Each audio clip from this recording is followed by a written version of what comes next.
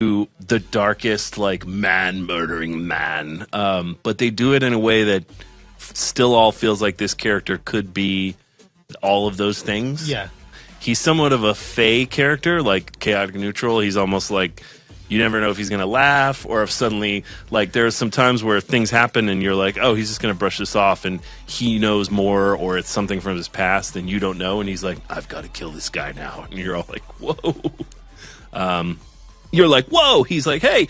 So, but we. Do you think the creators of Walking Dead watched Rurouni Kenshin when they decided on the character arc for what's his face? Terrell? Yeah. No. Stickman. Oh, Stick. Oh, yeah. I can't Whatever remember that his name. is. But yeah, so Kenshin, very successful manga that ran for 5 years. The show was produced basically at the same time, and the manga creator didn't have that much involvement in the show, but liked it and was happy with it. And now the live action Kenshin's still around. The live action Kenshin, there are 3 live action Kenshin movies, and I think the last one just came out. And they did pretty well. I haven't seen any of the Warner Brothers co-produced. They're not bad. It's kind of weird because he looks like a teen idol. Like his hair, like they copied the anime exactly, so it looks very unrealistic. Like he's a total pretty boy. But I mean, I can identify with that. That's the market. So let's take a look at our Toonami promo for Rurouni Kenshin, which I believe was cut with Dennis. Wrote it, and I thought you wrote it. No, I helped Dennis write it, but it was basically Dennis. Dennis wrote it, and I guess the only line I remember was your line. As the Manslayer. The Manslayer. This is a great old school Peter Cullen Toonami promo, but Dennis wrote it, and I believe Cahill cut it. An editor who used to work at Toonami and now does all the Adult Swim bumps. Shout out to Cahill. If he did indeed do this, I think he did. Might have been Johnny. It was either Johnny or Cahill, whatever. It was a long time ago. Let's check out our neither one of them remembers our launch promo for Kenshin. Japan, 1867. The Tokugawa dynasty stands upon failing legs. An invincible samurai, Kenshin Himura, walks the path of death and destruction, ushering in a new regime. Hated and feared by many, he is known as Hidokiri Batosai, the Manslayer. In retribution for his deeds, he has taken an oath to protect the innocent and never kill again. But old memories seldom fade, and bad habits die hard. Rurouni Kenshin premieres Monday, March 17th at 6:30. Toonami. So that, the thing about Kenshin I really like is it takes place during the Meiji era, which was basically in the 1850s. So it was when Japan's closed ports were they were forced to be open.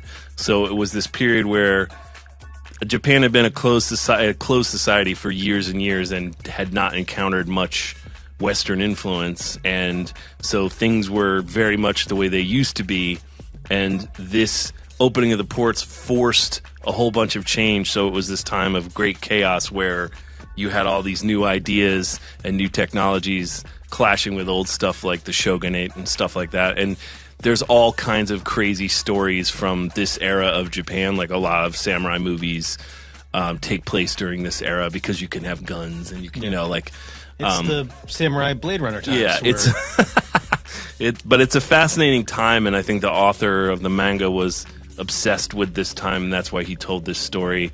Because there's some stuff in here that are legends and or true people, people that really lived.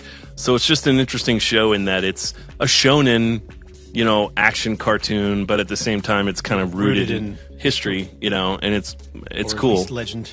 Or legend, So anyway, Kenshin, if you haven't seen it, you should. It's one of the better samurai shows, and I think still somewhat underrated. It's not a show that...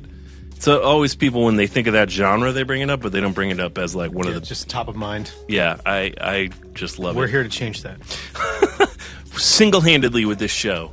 So why don't we move on to our question of the week, which is, what's your favorite open-world video game? And this was tricky because we've talked about some, asterisks that we haven't already. We've talked about Fallout to death. We've talked about The Witcher to death. We just talked about Metal Gear.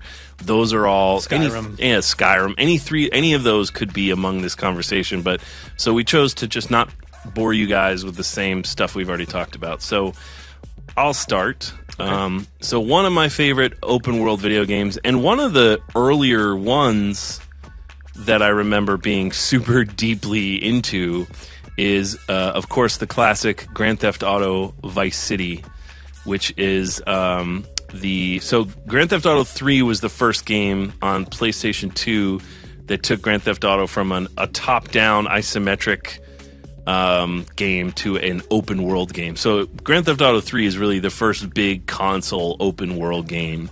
But there was in Grand Theft Auto 3, your character was mute and like it was sort of an everyman. The big leap for Vice City was they said, let's put you in this world, but you're going to play a character and we're going to tell a story, and the character is who we say you are. You don't. It's not just a silent cipher, right? So Tommy Vercetti is the main character of Vice City, played by Ray Liotta. I mean, for me, this game hit on a couple things. So the music is amazing. It's like the best music of any video game, I would say. It's just the greatest hits of the 80s. And the 80s weren't quite as hot then as they were now. This game came out like 10 years ago. So they got all these songs dirt cheap. They had Michael Jackson songs. They had Miami Vice, Phil Collins. They had all these.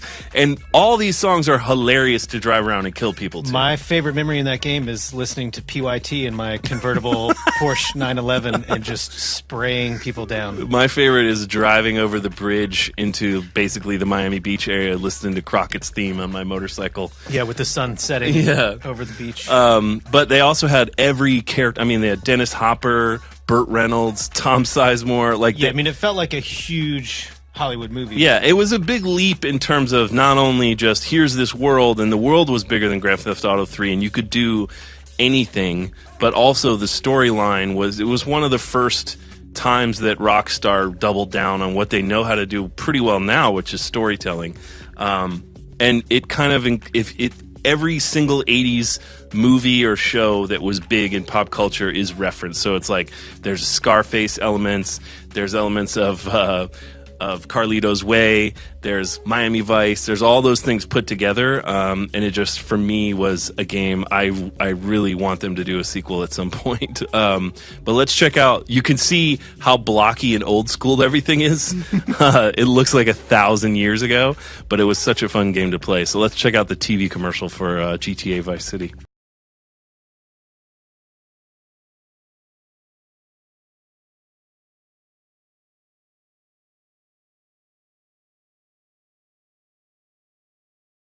So good. Yeah, so I mean, even that commercial was the template for all their commercials going forward, which is they just show you a bunch of footage like it's a movie set to a song.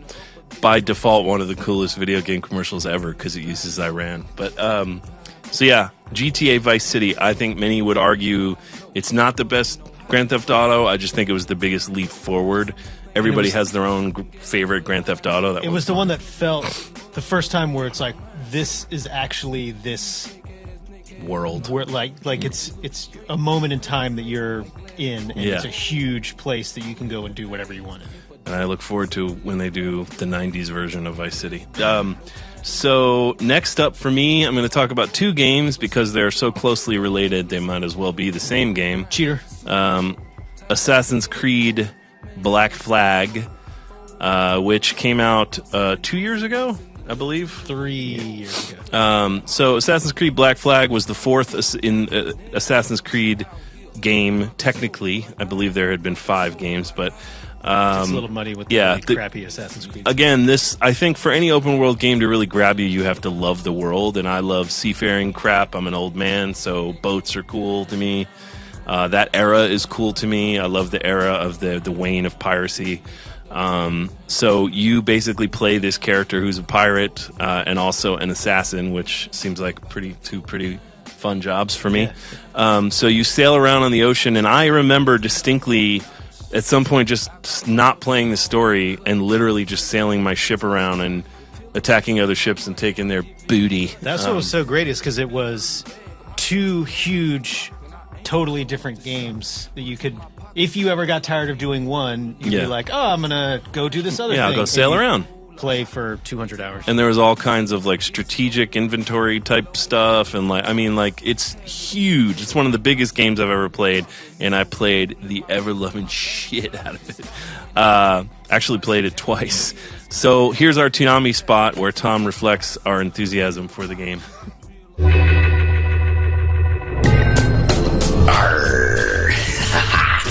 Tom, you okay over there? Yeah, sorry. I'm just sailing the seven seas and having a blast with the new Assassin's Creed game, Assassin's Creed Black Flag. Ah, so this is a pirate assassin game. How does that fit in with the rest of the Assassin's Creed games? Who cares? I was enjoying the main missions, but once the world opened up and I got my very own pirate ship, the sea became my home. I mean, look at this beauty. So you, what, just attack people? Oh, come on, Sarah. It's so much more than that. You want to hunt a whale? Do it.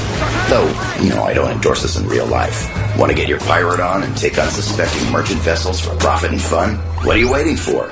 Want to attack a fort and claim it as your own? Doing that right now. Build up enough of a badass rep, some pirate hunters come for you. And then it's really on. Basically, this game is a big pirate life simulator with some Assassin's Creed in it. Captain your boat, build up your crew, sing sea shanties while you sail the Caribbean Isles. I never want it to end. Well, you do make it look pretty fun, but you haven't finished it yet, so what does it get? I never want to finish it, and pirates make their own rules. I'm giving Assassin's Creed Black Flag an R. Avasti, lovers, let's take her a prize. One of the goofier reviews we've done, but Sure. what are you going to do? Steve did not want to say the whale hunting line. Oh, really? He was like, I'm on boards of things against this. Like, can I not say this? And I was like, no, you kind of have to. And he's like, okay, well, I'm going to say, but I don't support it in real life. Yeah. It's a video game, Steve. It's okay. He wasn't you don't actually have to kill people in real life either when you do it in a game. But you get to. Oh, wait. No, that's not right. So the next game, which is basically a reskinned version of this game, so of course I was totally into it. Nobody even knew this game came No, because this game was... Oh, so the next game we're going to talk about is Assassin's Creed Rogue, which is basically a sequel to Black Flag, and it was PS3 only and Xbox 360 only, and it came out at the same time as Assassin's Creed Unity, which is a huge piece of shit everybody hated. True. True story. Unfortunately. But unfortunately, even more unfortunate about that story is that Assassin's Creed Rogue is totally awesome. It's basically a reskinned version of Black Flag, but instead of you being an assassin, you're the assassin's enemies, the Templar, and they reset the location to basically the Hudson River Valley area. And so you're sailing around the Great Lakes in this same time frame. And for me, it was super awesome because I'm from there, so I would be like, hey, there's Albany! Hey, there's Salem! Like, it's just... And it was super historically accurate, as all the Assassin's Creed games are. They're great at that. But it's the same... Everything else is the same. There's a few new elements. Your ship is a little more shallow draft because you are going through rivers. There's a new weapon called the Puckle Gun. You can't swim like you could in Black Flag because the water's so cold, because a lot of the game takes place in winter. But it was just really cool. Like, they just took the tropical setting of Black Flag, flipped it to the north, and made it a colder... I mean, it was really... Seemingly the only reason why they even put it out was because Unity... They were making such a big deal out of Unity, and it was on the new-gen consoles, that I think they were like, well, we can't just abandon all the people who have these other consoles. Let's just shit out another one. Yeah. And it was awesome. Yeah, and I loved it and played it all the way through hardcore, just like Black Flag. And I would play 10 more of these. So here's our Toonami. And we did a Toonami review. That's right. So here's the Toonami review for Assassin's Creed Rogue. Just when I thought my privateering days were done, along comes Assassin's Creed Rogue, a Black Flag sequel that feels just like slipping on a favorite old hoodie. This time around, you brave the icy waters of the North Atlantic as you undergo a dark transformation from assassin to Templar. You can cast off for days, taking down river forts, hunting assassins, and engaging in sweet, sweet sea battles. Sailing around is so fun, I wouldn't even set foot on land if I didn't have to. But if you somehow get bored ruling the waves, there's plenty more action on solid ground. New weapons like the air rifle, grenade launcher, and the deck-shattering puckle gun all add to the familiar carnage. Playing as a Templar for the first time is pretty cool. If you were into Black Flag, you're going to be down with Rogue. We give it an 8.5 out of 10. Beat to quarters. Only Toonami on Adult Swim. Surprising we gave it an 8.5 out of 10. So my final choice for favorite open world game is not Skyrim, but another Elder Scrolls game, an older one, which is Elder Scrolls 3 Morrowind, which I believe was the first one to make it to consoles. Yeah, this was Xbox. For the original Xbox. And the reason I chose Morrowind, obviously, besides the fact we've already talked about Skyrim, I think Morrowind was the first time I had played an Elder Scrolls game, and really the first huge open world game I'd played on a console. And the stated goal from the developers of Morrowind was, we want this to feel like a massive multiplayer online game, but it's a single player game. We want you to be able to do anything. And even now, looking back on it, you could do more in Morrowind than you could do in Skyrim. Like, you literally could do anything. Whatever it's that you could do whatever you wanted to. Right. By the end of Morrowind, by the time I played the crap out of it, by the time I finished Morrowind, there's a guy in the game called Vivek who is a god. And I had played so much that I just went in and killed Vivek and walked out of the town, and no one believed me. They were like, yeah, you killed Vivek. Sure you did, buddy. And I had his hammer. And my brothers who were playing at the same time, one of my brothers became a werewolf and just went from town to town killing every single person.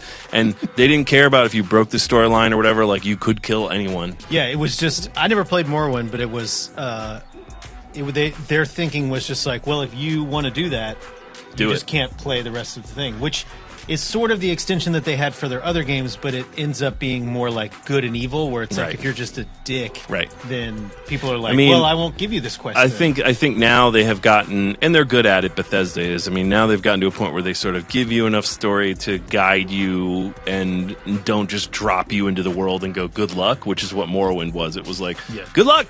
So Morrowind takes place on this island of Vardenfell, which is where all the Dunmer, which are the dark elves of this world, live.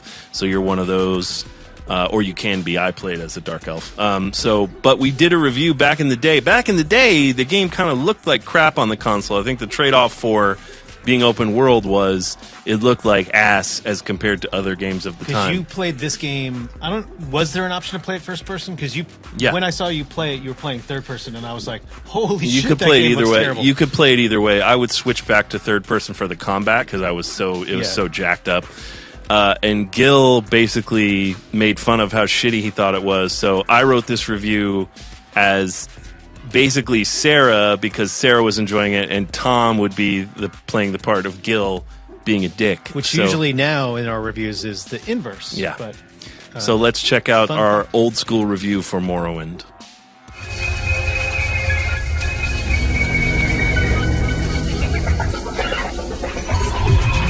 Tom?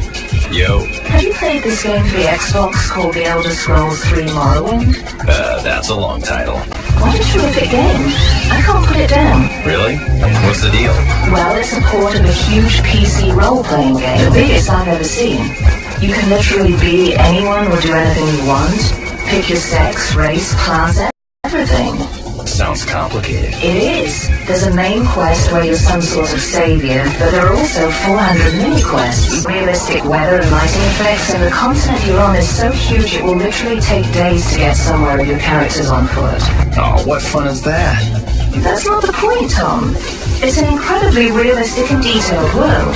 Well, is the fighting fun at least? Because that looks really boring there. Well, not really. That's one of the drawbacks. And it will take so long to finish the game, you might not care long enough to see the end. I don't care right now. Tom, how many of your games have I sat through? Sorry, okay? So what would you give the game on a scale of 1 to 10? A solid 8. You heard her, guys. Toonami gives The Elder Scrolls 3 Morrowind for the Xbox an 8 out of 10. If you care.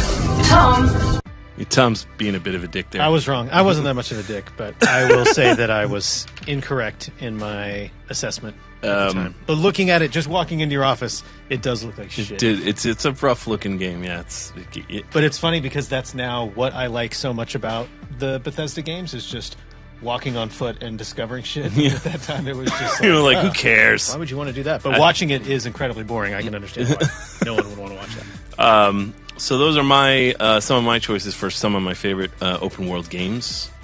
Nice job. I never played Morrowind, but I appreciate your early adoption. Some of my favorite open world games, first off, is Red Dead Redemption, which I did not play. What was the first? Was it just Red Dead? Red Dead Revolver. Right, yeah. right. You didn't play the first one? No, because you and Dennis were playing it in your collective office. Yeah. And it was not good enough for either of you to play on your own, but you really loved playing it together. No, you're confusing that with Call of Juarez. Oh, right. Juarez. I played Red Dead Revolver. I think Dennis did too, but I played it on my own. It was a good game, but not amazing, but definitely a good game. Call of Juarez is the one. Yeah. That's the game that I didn't play. So I did play terrible, that one. Red Dead Revolver. But anyway, Red Dead Redemption is the open world sort of version of that, and you're a cowboy, and there's a bunch of story that I never really cared much about. But you're basically you're in the Wild West, and you can do kind of whatever you want to, and you're sort of a hired gun, kind of the man with no name. But you basically just roll around and tie people up and leave them on railroad tracks to get run over. And that was the thing you did a lot. You drag them behind your horse. You tied people. Shoot people. You could tie people up and leave them on the train tracks like Snidely Whiplash, and you did it all the time. It was fun because that's how you vent, and you're not dangerous. Much like Steve, I don't endorse doing that in real life. I don't know. You haven't tried it. I think it's a little dismissive of you to just out of hand write it off. All right, it's a good point. So maybe that'll be our 1 year anniversary show. So we'll tie somebody up. Up on train tracks. But that'll be our last show. So this is the I think launch trailer for Red Dead Redemption. This may be a little after launch, but let's check it out and see. I rode in a gang.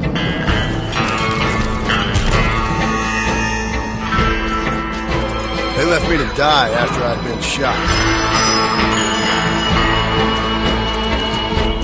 I left the gang after the gang left me. I tried to go straight. I did. Then I got me more trouble. You can't change, John!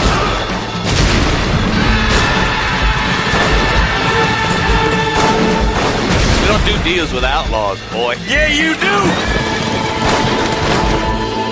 You are the bounty hunter, huh? Your country loves to make trouble in mine. Perhaps you come to hunt me, huh? You always did have a high opinion of yourself, John.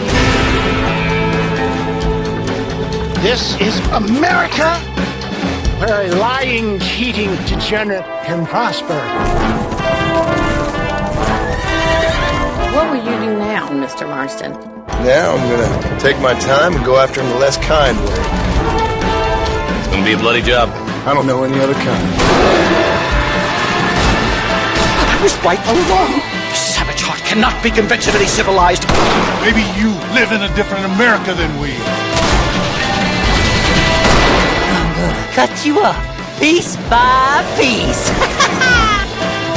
Civilization is a truly beautiful thing, Mr. Marston. Well, old man, looks like things is about to get settled once and for all.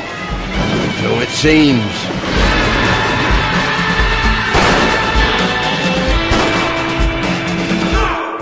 Yeah, I mean, Grand Theft Auto Wild West.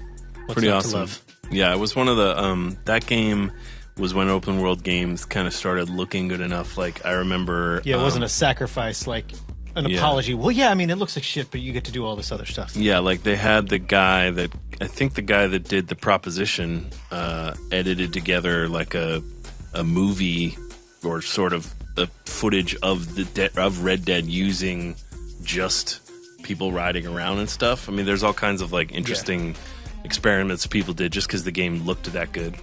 And there's all sorts of fun YouTube videos of hilarious ways people kill people. So it's a fun little rabbit hole to drop down. Next up for me is Dragon Age Origins. Dragon Age. And I was... Is that the first Dragon Age? Yeah. So the second Dragon Age I did not like. I enjoyed it. And I was trying to decide between the first and the third And Inquisition. Dragon Ages. And it's... Dragon Age Inquisition is awesome. It's really close. I think that I like Origins more, but I like them both so much that it almost doesn't matter. So I figured I would start at the beginning. So this is, again, the trailer for Dragon Age Origins, and then we can talk about the game.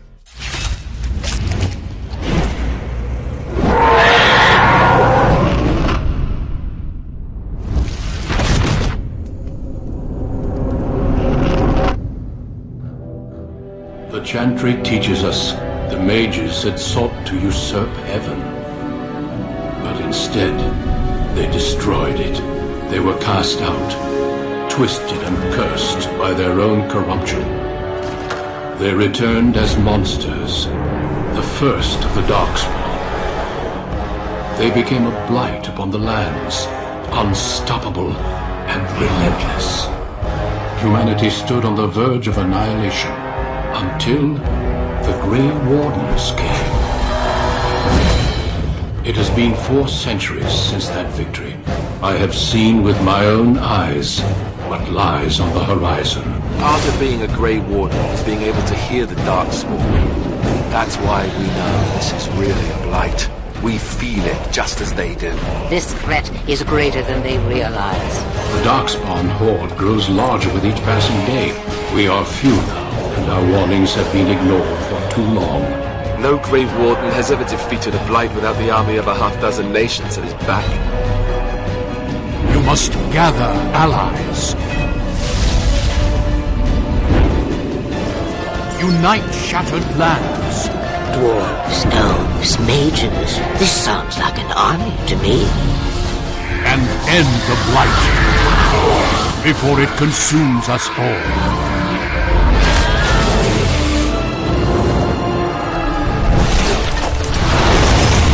This moment forth, you are a Grey Warden.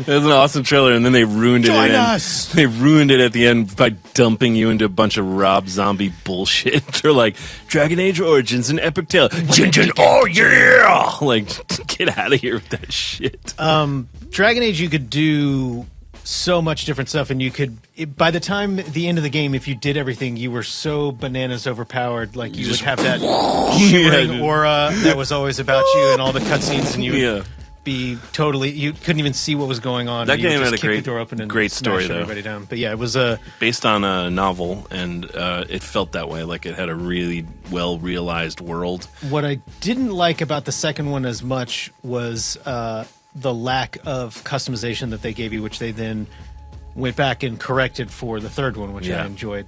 But when the first time I was playing this, the first time I was playing this game, my controller was wonky, but I didn't know it, and I was like, the combat in this game sucks. You can't walk I remember on you anything. complaining about you it just to me. wander You were around like, in what the circle hell? the How do whole you time, even and play this game? You were like, what? I was like, look, and I would just sit there, and my guy would just go...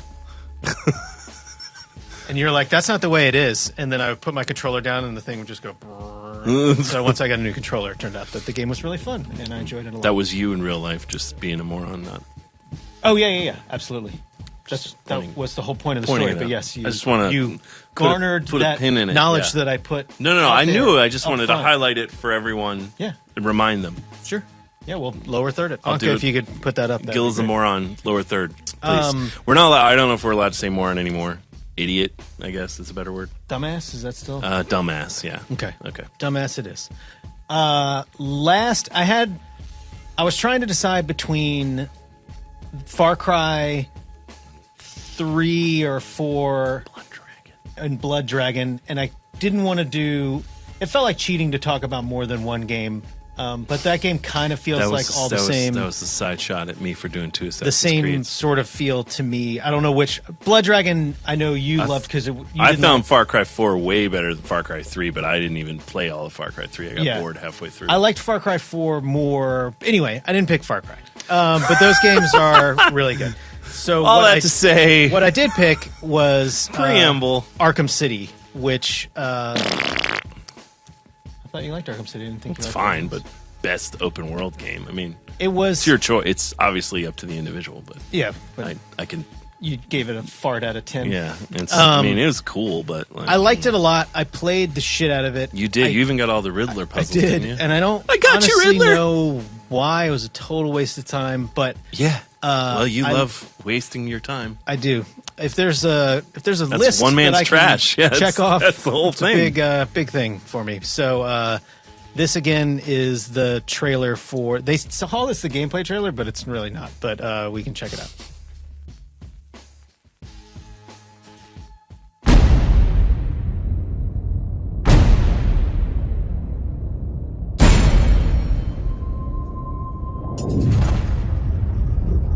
Had you ever considered that all this is your fault? Your presence creates these animals.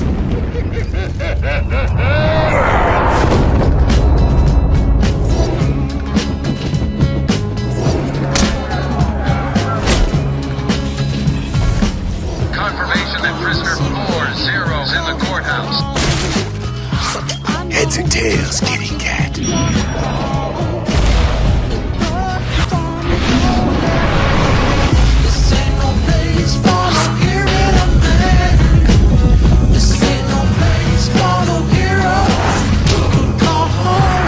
It would be a shame to get blood all over my nice new outfit.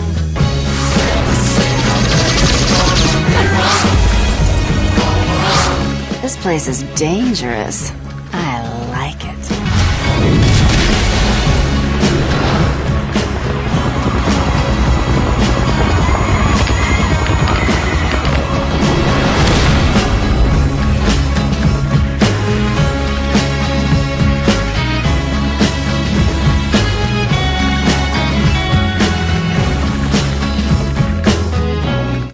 So this is the Dennis version for me, where if this wasn't Batman, then this would not be one of my favorite open world games. But the fact that you roll around as Batman put it over the top for me.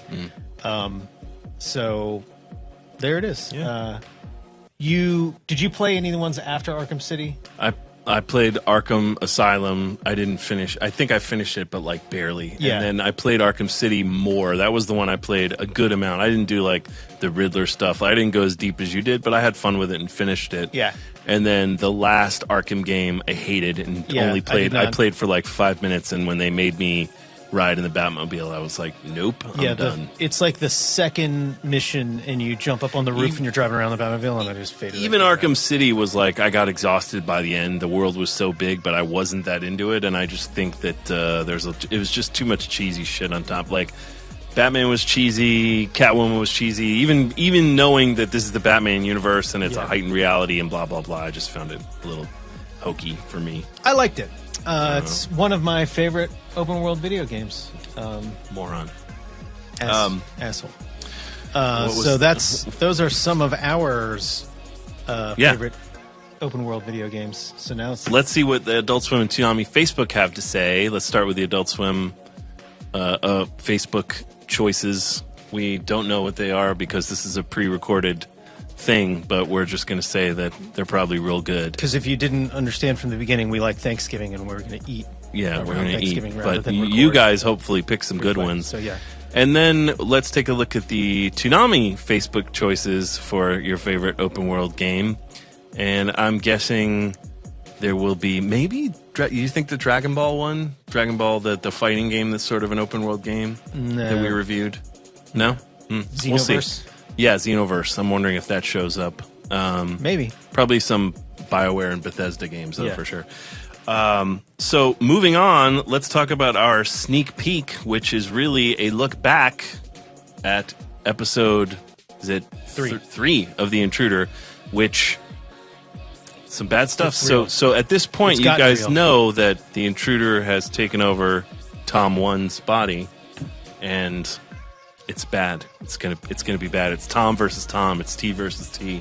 In case you didn't know that, it's true. Yeah. I mean, it'll have been out for a week by the time we see this. Well, we're going to show episode 3, so it's. I mean, but retroactive. Now you can see. Now you can see it. Yeah. Who cares? It'll be out there by now. But Sonny Strait, we brought back to do the voice of Tom 1 again, and he was very gracious. It was awesome to be able to work with Sonny again. And fun fact, the voice of the intruder in these episodes is done by Sonny Strait, but also Steve Bloom is underneath Sonny Strait, so they're both in there. Backing track. Yeah, like a little backing echo we thought would be cool. So this is Intruder 2, Episode 3 rerun. For those of you who haven't seen it, now you have a little idea of what's in it, so check it out.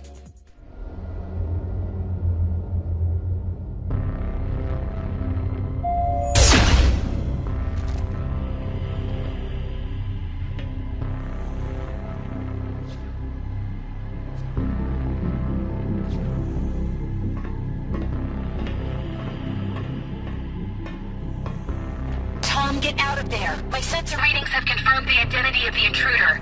It's the intruder. From before. Wait, what? That giant blob that attacked us like forever ago? Yes. There's something else mixed in with its DNA. Some sort of intelligence I can't seem to read. It seems familiar, but I don't know why. Tom, the intruder has eaten through doors 6 and 7. It's almost to the room housing my AI. It's right around the next bend. At least I've got a better gun this time around. I may need an exit here, Sarah. Can you keep that elevator humming and prep the coolant blowers? May slow this thing down. It's almost at the core entry.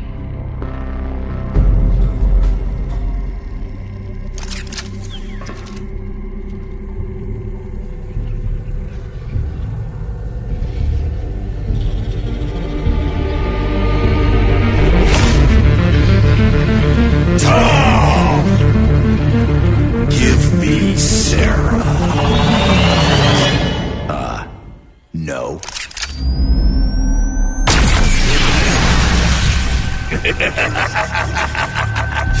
You'll have to do better than that, Tom.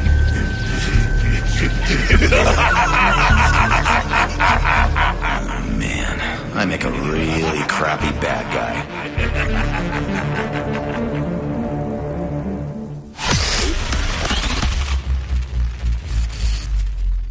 Doesn't look good. No, bad stuff.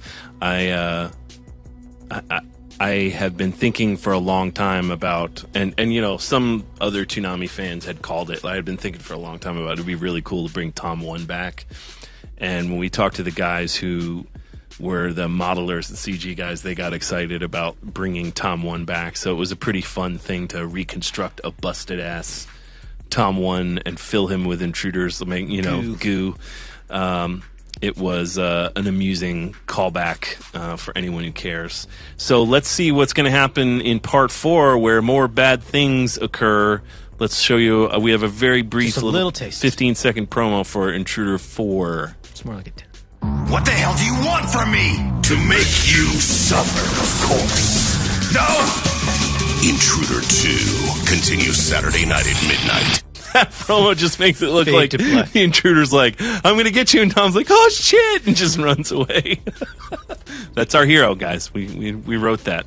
So, yeah, Intruder 2 Part 4 coming this Saturday to Toonami. Tune in. You'll probably be still eating turkey leftovers, so why not check them out. What else are you going to do? So, next up, we have a Bloom Room. Yes, we do. Steve and his adventures at BlizzCon for the Heroes of the Storm panel. Nice. And a deeper look at a couple of huge voice actors and some of how they got into the business. More of the sweet life of Steve. That's what we just need to call it. The sweet life, not of Zach and Cody, but of Steve Bloom. That'll be season 2. Yeah, the sweet life. But we'll still spell it sweet. Yeah, because he's always in a hotel at a con. So let's check out this Bloom Room. Hey Toonami, I'm live at BlizzCon. I'm about to do a panel and signing for Heroes of the Storm. Nobody's in yet, but they will be.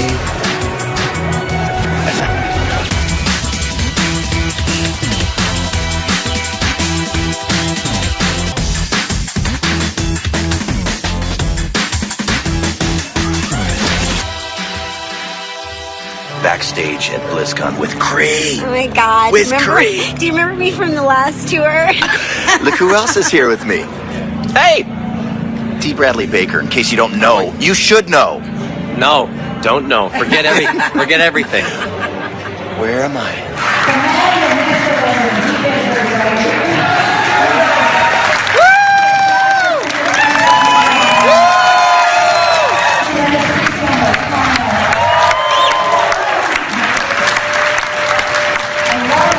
But when I got out of college, I wanted to have as much fun as I could and get paid for that, rather than get paid for organizing and shuffling things around.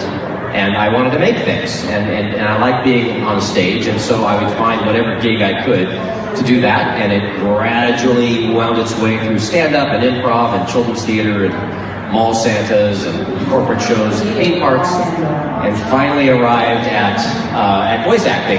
And then it just kind of was something that felt good for me to do creatures and weird sounds, because that's what I like to do on a stage, doing improv or stand-up. And so I kind of focused on that, and that's how I write through. And when I was doing Tiny Toons in Elmira, I was sitting with Frank Welker, who I worked with on Inspector Gadget, but I was sitting with Frank Welker, Stress McNeil, Charlie Adler. It was directed by Andrea Romano. It was this ridiculous cast. And at 17 I was at the time. It was the first time I thought to myself, wait a minute, I want to be good at this. Everybody around me is so fucking good. And instead of just being here, I want to get good at this. And that was the moment when I decided, oh boy, I like it. And let me make use of this. And I learned from all of them.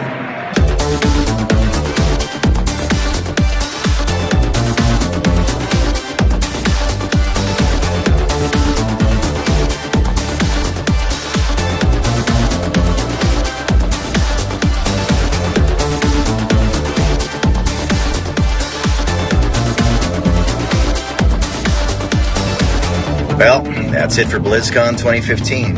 Until next time, see you in the Bloom Room. That last bit didn't look safe. Well, that's it for... well, thanks, Steve, as always, for sharing your little things that you do.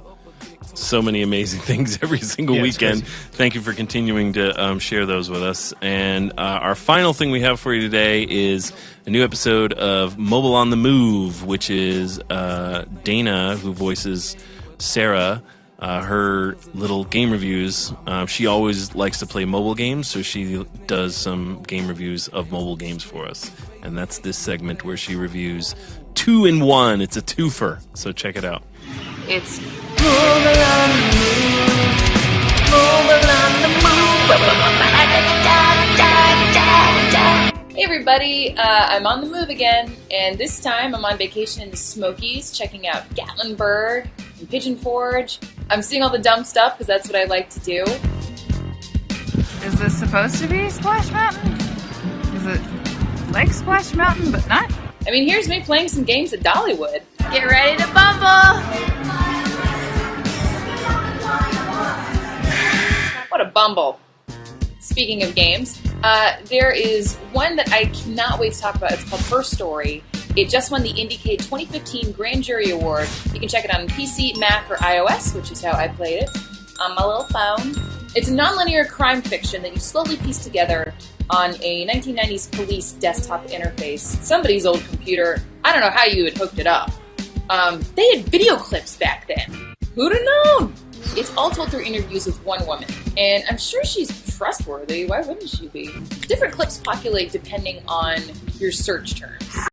Oh, I'm sorry, guys. I gotta go check on my cats. I am collar deep in Neko Atsumi right now. I'm sure you won't mind.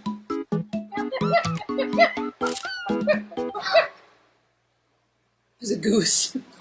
It's a goose.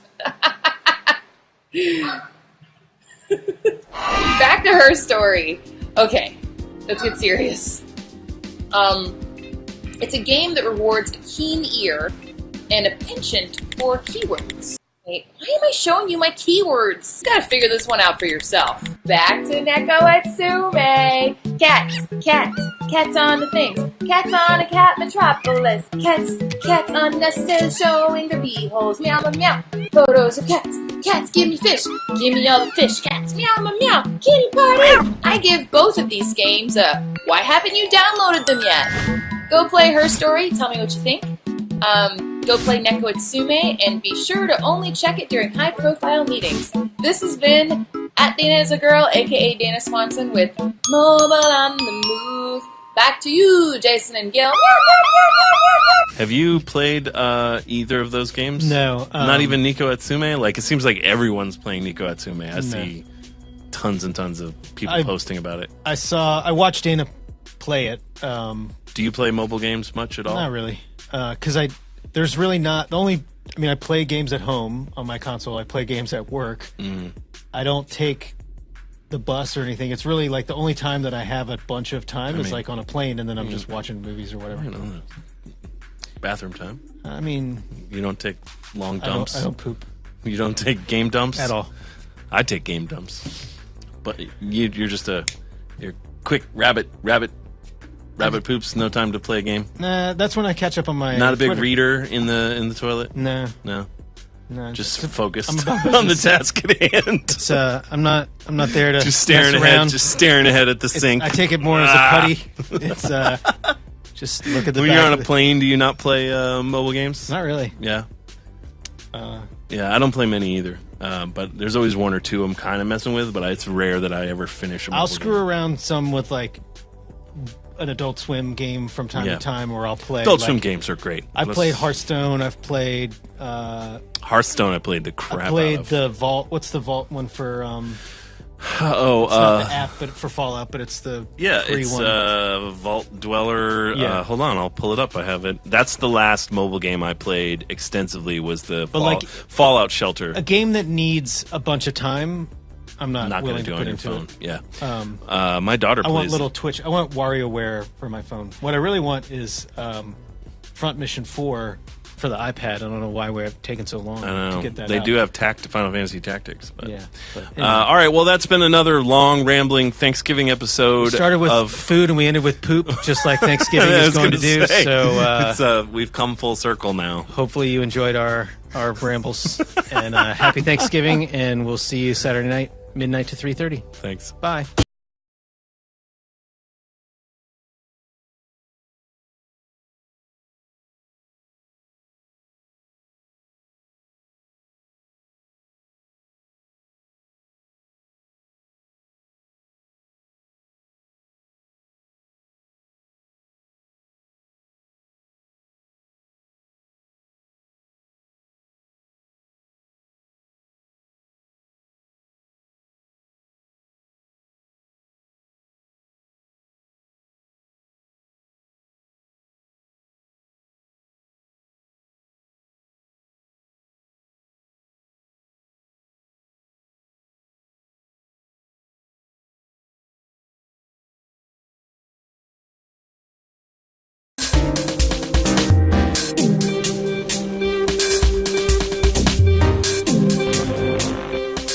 Hello and welcome to our 39th episode of Toonami Preflight. I am Gil Austin. I'm Jason DeMarco.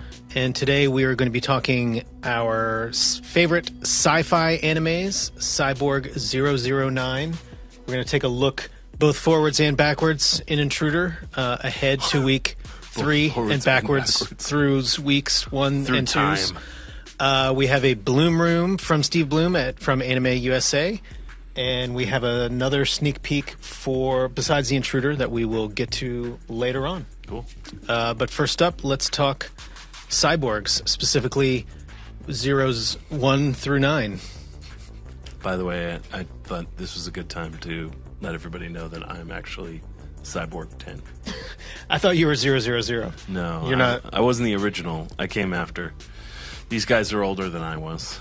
You were not born in pre-1966? Not in the 60s, yeah. So I won't tell you what my cybernetic enhancement is, but it's a good one. Is it? Should we have a Facebook poll guessing what your sure. What's Jason's cybernetic enhancement? It's extra douche, extra dick, or that actually sounds pretty bad. We're just going to move on from Jason's cybernetic organisms. Hey, he went there. All I said was it was cool. I was thinking more personality traits, but I now, in hindsight, realize I should have more carefully considered my words before we letting you step into that. Initiated the Facebook poll. That'll now turn into a Twitter poll. I think your cybernetic ability is foot in mouth. Is, yes, lack of forethought. I am cyborg. Dude, fail. Cyborg. What is your first experience with the Cyborg 009? I knew it existed, but I had never tracked it down. I knew of the manga. I mean, because it was been around since like the 60s. I didn't realize it was that old until we started prior to the show, but started just looking back at previous shows. I was thinking it was more like late 70s, sort of at the beginning of all the other I knew that To America animes. I knew that I don't know where or how, but I had seen some of the art and stuff, and I knew that it was highly reminiscent of Tezuka. Like, it looked like Tezuka, which, of course, so much anime and manga did in the 50s and 60s coming out of Japan. But I, for a long time, just thought, oh, that's another Tezuka thing, because he did so many. Osamu Tezuka, the godfather of manga, did so many different things that I just assumed it was him, but it isn't. It's a different guy who is the same guy who created Kikaider and a whole bunch of other stuff, Kamen Rider stuff. And so for me, I didn't actually see it as an anime till we got it, and it wasn't. That was when Toonami wasn't really under our control. So I remember them just being like, here's the show, Cyborgs. Enjoy, make promo. We were like, oh, all right, this looks cool. Like we aired it in 2003, and that series had run in Japan pretty close to before that. I would think within a year or two prior. Yeah, and it was 50, to that point. It was 52 episodes, so I think that they thought, oh, good, this is a year's worth of, So if this works, which unfortunately it did not. We made it halfway through that 52, and then they finished it out. That was sort of the Cartoon Network model. It was like, we'll try it, and then we're contractually obligated, but we never said when we would run it. So we'll it would just run throw it it on somewhere and not give 9:45 a.m. or 3 a.m. or whatever it would be. But yeah, very different from today's TV model, where even if a show is failing, they usually just let it wrap up just so the fans can have their wrap up. But back in the day, it was much more like, shut up, you didn't watch it anyway.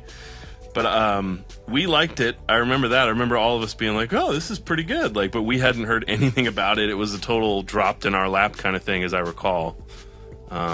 Yeah, so we have our original, well, not original, I guess it was, our launch promo for when we were on Cartoon Network Toonami Spots. So let's watch that, and we can talk a little bit more about the show. In an effort to dominate robotic warfare, the secret organization Black Ghost has transformed these 9 humans into cybernetic soldiers. The problem is, nobody asked Cyborg 009, starting Monday, June 30th at 6. Being a human ain't all bad. And we're back. So, yeah, it's Black Ghost. It turns out it's not cool. I always thought this was cool. You can't just kidnap people and turn them into cyborgs and then not have it come back on you. It really changes fundamentally my life plan. The basic plot, and I need to make some drastic decisions. The basic plot that kicks off the story is basically that these guys have been kidnapped by an evil cabal of scientists called Black Ghost, who have cybernetically enhanced them against their will, and then intend to sell them to the highest bidder as weapons. And then so they essentially rebel against this and determine to fight against Black Ghost. And there, of course, are 9 cyborgs, and the show... Don't you mean 10, Jason? Basically well, I'm not in the show. I came after it. So the show basically stars the 9th cyborg, and they all have different enhancements. And I think... I don't know. Looking at it, I can see why it didn't take off in the U.S. I mean, it is so old school style, and like it's a very strange mix of totally silly 60s kind of anime conventions and then like badass 90s anime conventions. Even though it was a newly produced series, it just feels... It looks old. And the ideas are old school behind it because it's, as I understand it, it's somewhat faithful to the manga, which I haven't read. But I like it appeals to me, but I'm an old person who loves old school anime, so I can see why if you were a kid, and you were watching newer shows, you might go from Naruto to this and be like, this isn't for me. You know, it's just so old school. It just like I can imagine the art style turning off an American audience. And you would think that Black Ghost, after like the second Cyborg, would put in a failsafe where they couldn't come back on him and just not. Then you're 7 against 2, and odds are you're probably going to still win that as a scientific organization. But the manga went for years and years and years, like 30 years. There's been multiple movies. There's been multiple series. You know, this is just legendary. And honestly, we hear from Toonami fans pretty decent amount, like, hey, I really liked that Cyborg 009 show. You should bring that back. You know, like it's one of those shows people talk about. Yeah. So even though it wasn't highly successful when it ran, it seems to have had more of a half-life than a lot of the other shows that did better. So congrats, Cyborg 009. Well done. Can't keep a good cyborg down. Never. So why don't we transition to our question of the week, which is, what's your favorite sci-fi anime? This is a kind of a tough one for Gil and I because, like, we have talked about so many of our favorite anime, which happen to be sci-fi. Like, I could talk about Akira all day, or we could talk about Star Blazers, or you know the shows we've talked about before. So it was harder to try to not just do the obvious choices than I thought. I mean, there's a ton of amazing sci-fi anime, but it was just like I'm like, we already talked about that one. Yeah, a lot. we need to put an addendum on the question for us, that you haven't already talked that you to haven't. death. Yeah, because everyone else is going to say their 5 favorites, which are going to be probably the ones we've already talked about. That said, it's not like we have some crazy rare choices here, but why don't we go ahead and I'll go first. So the first sci-fi anime I want to highlight is one that sort of was huge when I was younger, like in the 90s. It was really lauded and people talked about it. And I think it came out the year before Akira, and then Akira, of course, just, you know, took over the conversation, understandably. But it's called The Wings of Honeamis, or maybe it's Oneamis, I don't know. But, or Oneamis, I might be pronouncing it wrong. Some weeb will correct me. But it is Studio Gainax and Bandai Visual. It's the first movie they worked on together. And it's basically an alternate Earth where space travel hasn't happened yet. And there are 2 major governments sort of in the midst of a civil war. And the space program is this long forgotten, kind of like now, underfunded thing that no one cares about. And this guy who's the main character is basically the astronaut candidate who's going to go into space. And he's grappling with sort of whether or not he should be involved in the war, whether or not the space program ultimately matters. And the movie is about sort of how his mission into space unites humanity and keeps them from destroying one another. So it's obviously a lot more hopeful than he what looks actually pretty bummed happens. to be hopeful. In it's a super. It's kind of a slow, really thoughtful movie. Like it's and it's weird that it's like an alternate Earth. Like everyone had the guns and weapons. Like I think they wanted to do like.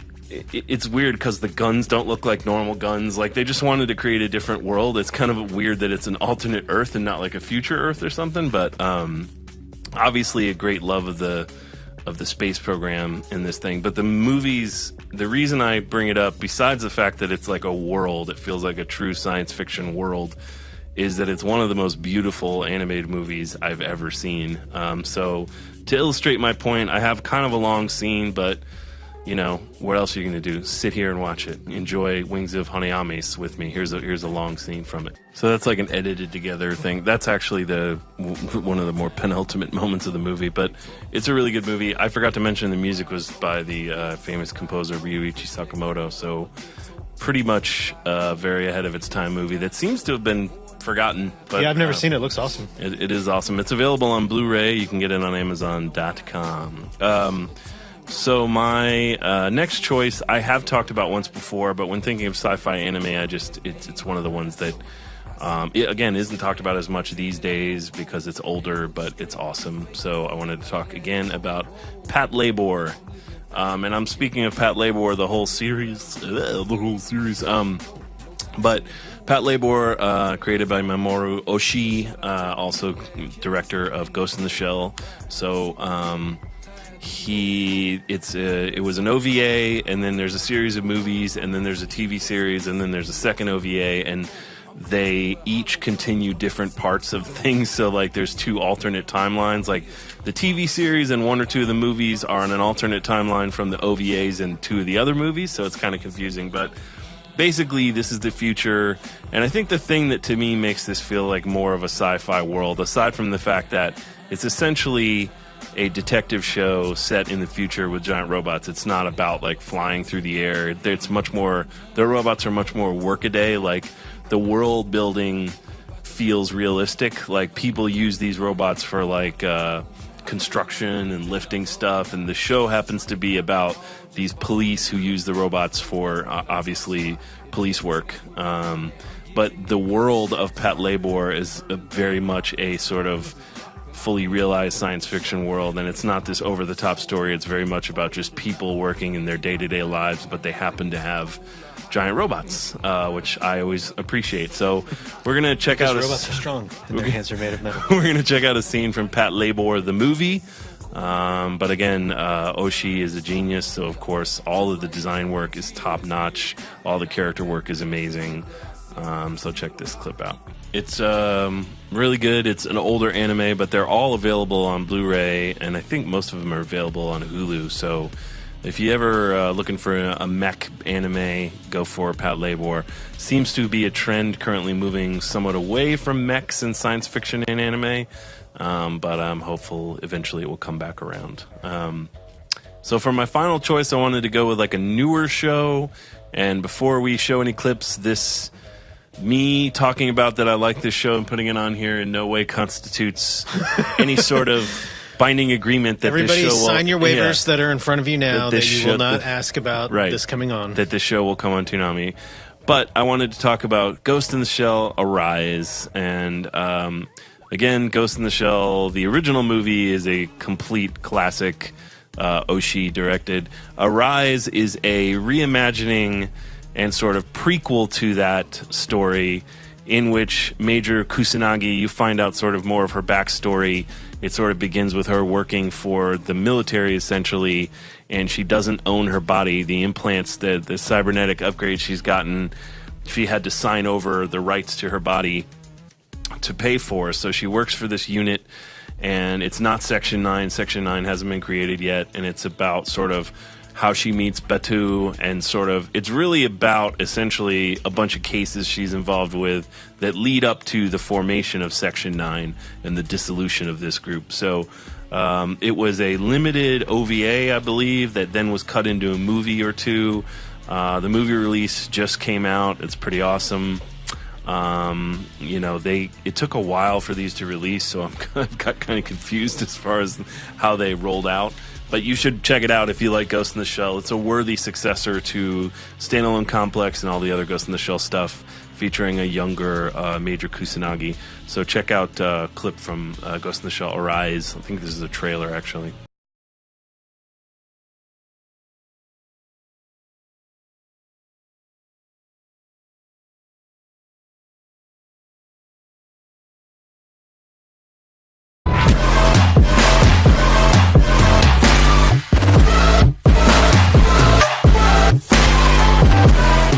So yeah, that's a trailer for the new movie, as it's called. But yeah, that series, like all Ghost in the Shell series, deals a lot about what happens to humanity in the future, and how the more we blend with machines, the more we forget, who we are. Like a bunch of deep thoughts, man. It's a good show, though. You should check it out. So those are some of my favorite sci-fi anime that I hadn't talked about too much before. I don't know if we're going to be able to fit all that on the screen for the question. Yeah, that's a big caveat. But my first choice, which probably doesn't fit into that I haven't talked about before, but seemed like I probably should sort of talk about again, and it would give me a chance to play this clip that I like talking shit about. Cool. Is Neon Genesis Evangelion. I first saw the series probably 96, 7, 8, somewhere in that range. Does that feel like... When it was out on home video? Yeah. I feel like that was a Oxford Comics scenario. The clip that we have is from the first sort of reimagining movie, You Are Not Alone 1.0. And this is the trailer that we cut that then got us banned on YouTube for a year for copyright violation for promoting the movie that we had licensed through our licensor. So let's check out this clip, and then we can talk a little bit about Evangelion for those of you, the one who's watching who hasn't already seen it.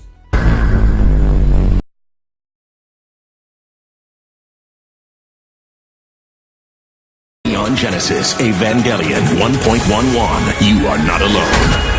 Tonight at 1 a.m. only Toonami on Adult Swim.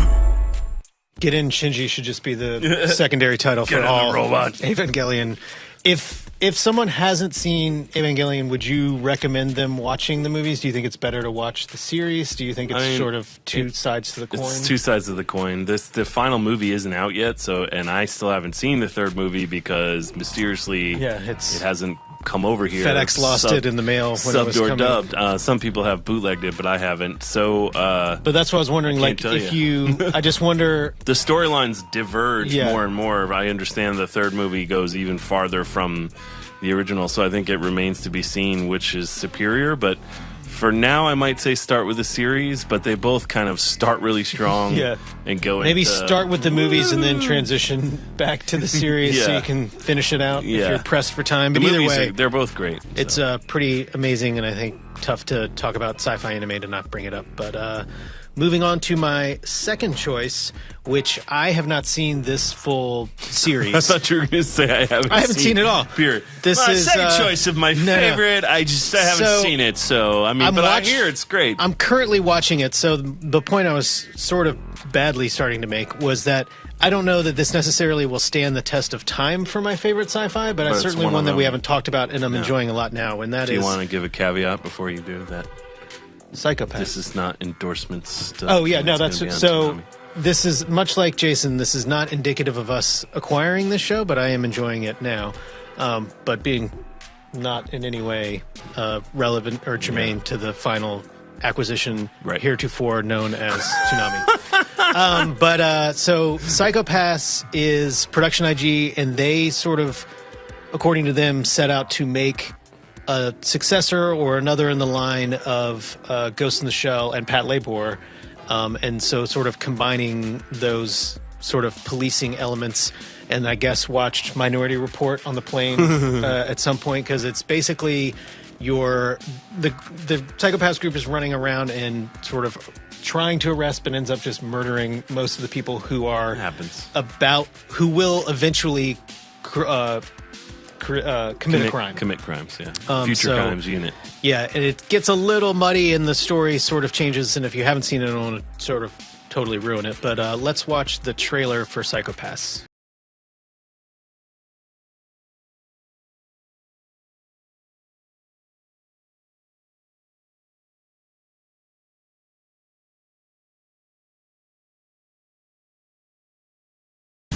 So the trailer goes a little overboard with subliminal, are you guilty, you should be watching scenario. But I do enjoy the show, and I think it's cool. And you never know I haven't seen it, so what the future may bring, but sometimes you do.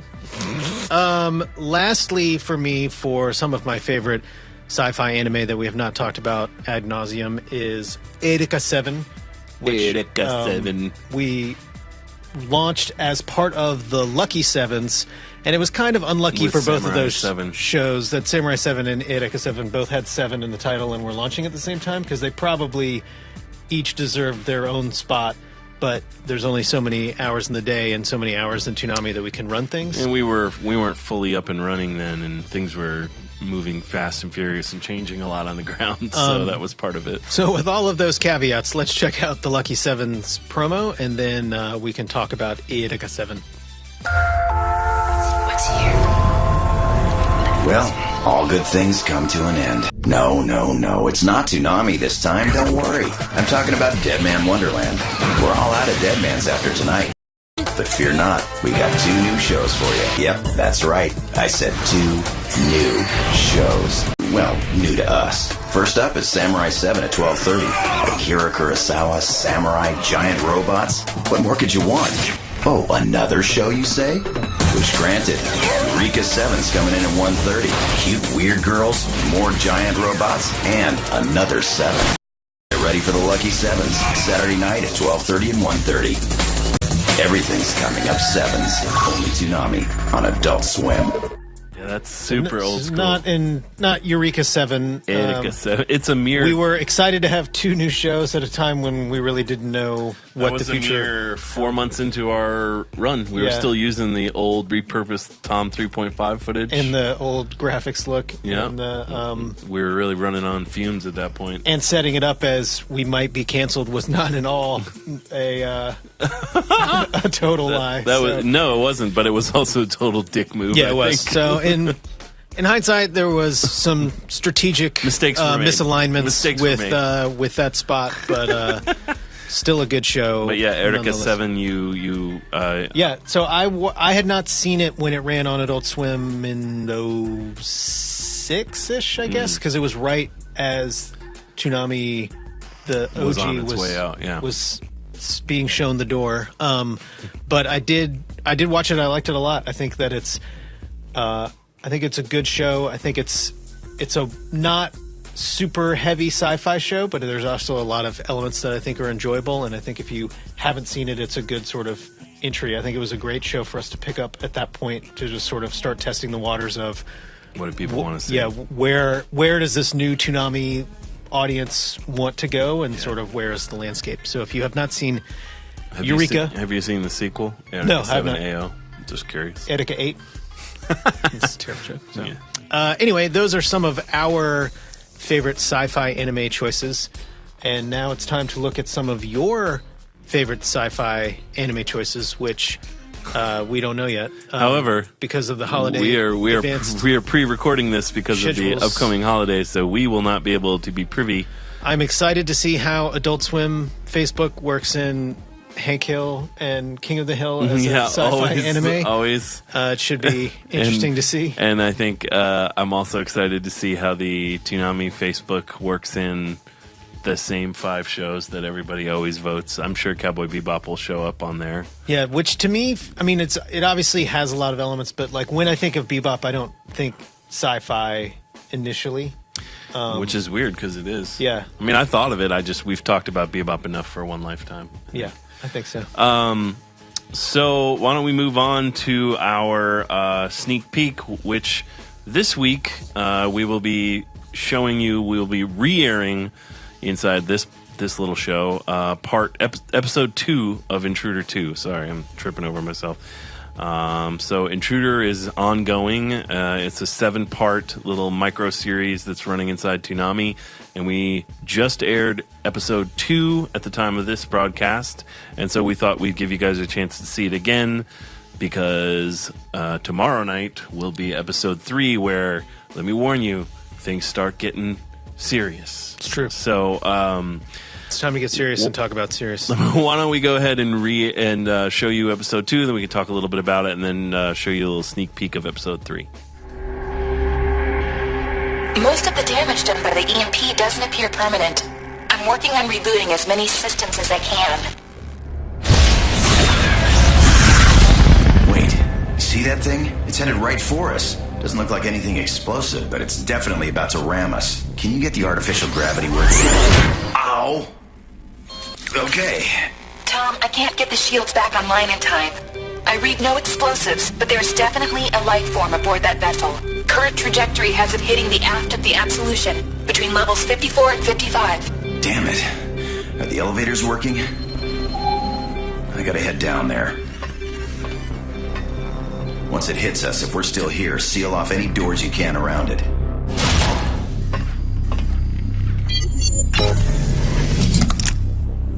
I'm not down with any visitors who don't call first.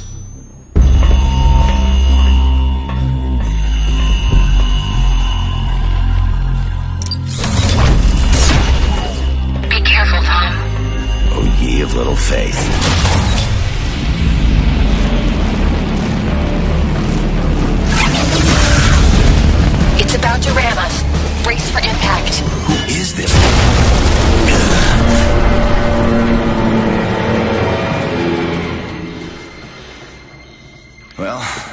Guess we're still here. So whatever this thing is, it wants inside, not necessarily to blow us up.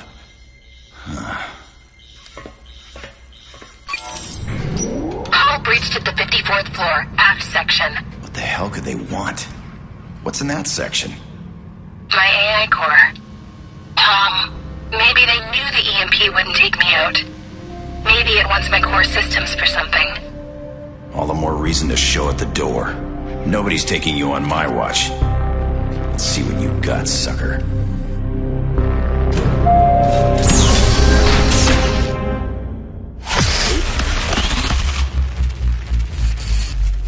So, yeah, episode 2, more scene setting for episode 3, really. I'm sure it's frustrating for people like, he walked down a hallway, but what are you going to do? Yeah.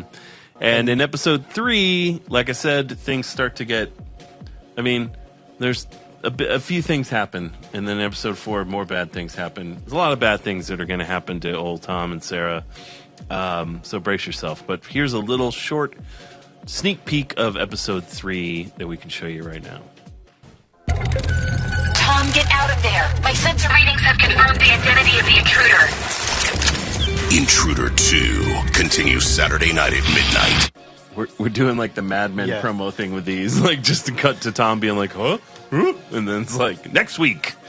But yeah, so it'll continue to run the way it did for week 2. So the catch-up previously on will run at midnight, and then the first segment of Kai will run, and at the end of that first segment, sort of halfway through Kai, is all of the subsequent Intruder episodes. Inside the commercial break of Kai. So that's Intruder.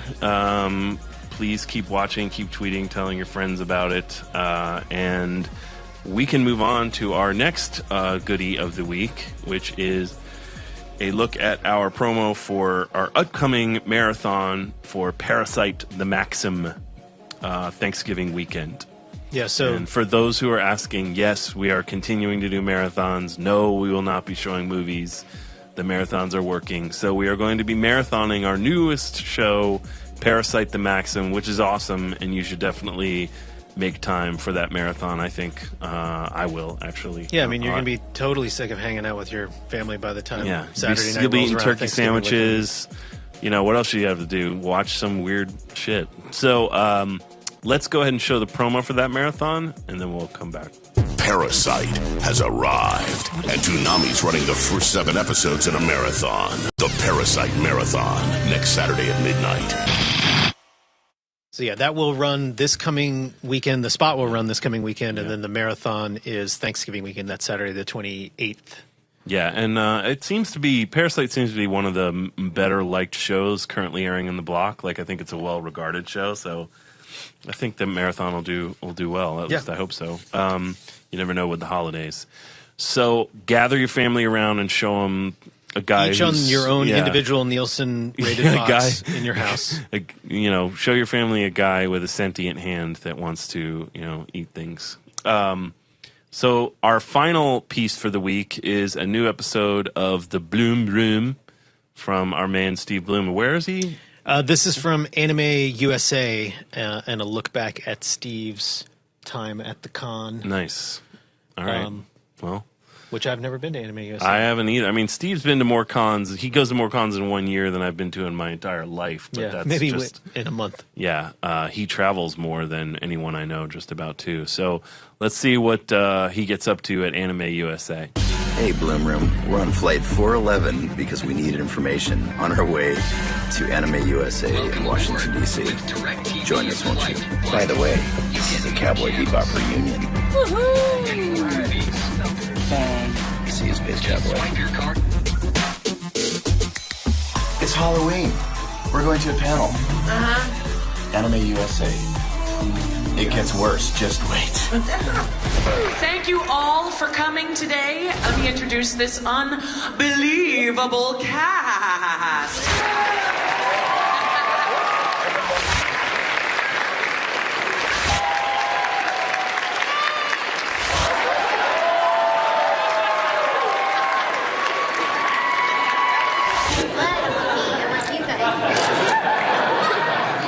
What was amazing is that that in this series that was short-lived and beautifully so, there was one episode that only had the main cast in it. Luckily enough, it is called Toys in the Attic. Sounds good to call bounty hunting freelance work, but all that really means is that we're self-employed. So when there's no one to hunt, we have nothing. I can't eat anymore. So, how much did you swindle? A word like that could damage my reputation. He just had a run of bad luck. Ah, right. He just didn't know about that anklet.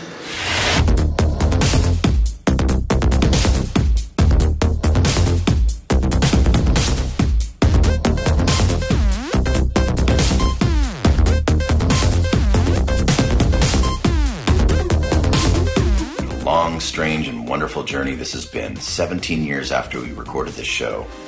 We're back together again as a family and doing it for you, and you guys seem to be loving it just as much as you did the first day it came out. Thank you again for all the support. Thanks for joining us at Anime USA. Thank you, Washington, D.C., for welcoming us. Unfortunately, we didn't get out to see you very much, so we had to do it after hours. Spend a little time with Mr. Lincoln and Mr. Jefferson. Always good to spend time with the Founding Fathers and tell them what's up. Until next time, see you in the Bloom Room. Bang. Well, that will do it for today for us for Toonami Preflight. We will see you Saturday night at midnight for episode 3 of Intruder 2. And some shows. And some shows. And some the promos real reason for another shows. You're tuning in. So yeah, Toonami this coming Saturday, midnight to 3:30, and we'll talk to you next time. See you. Thanks.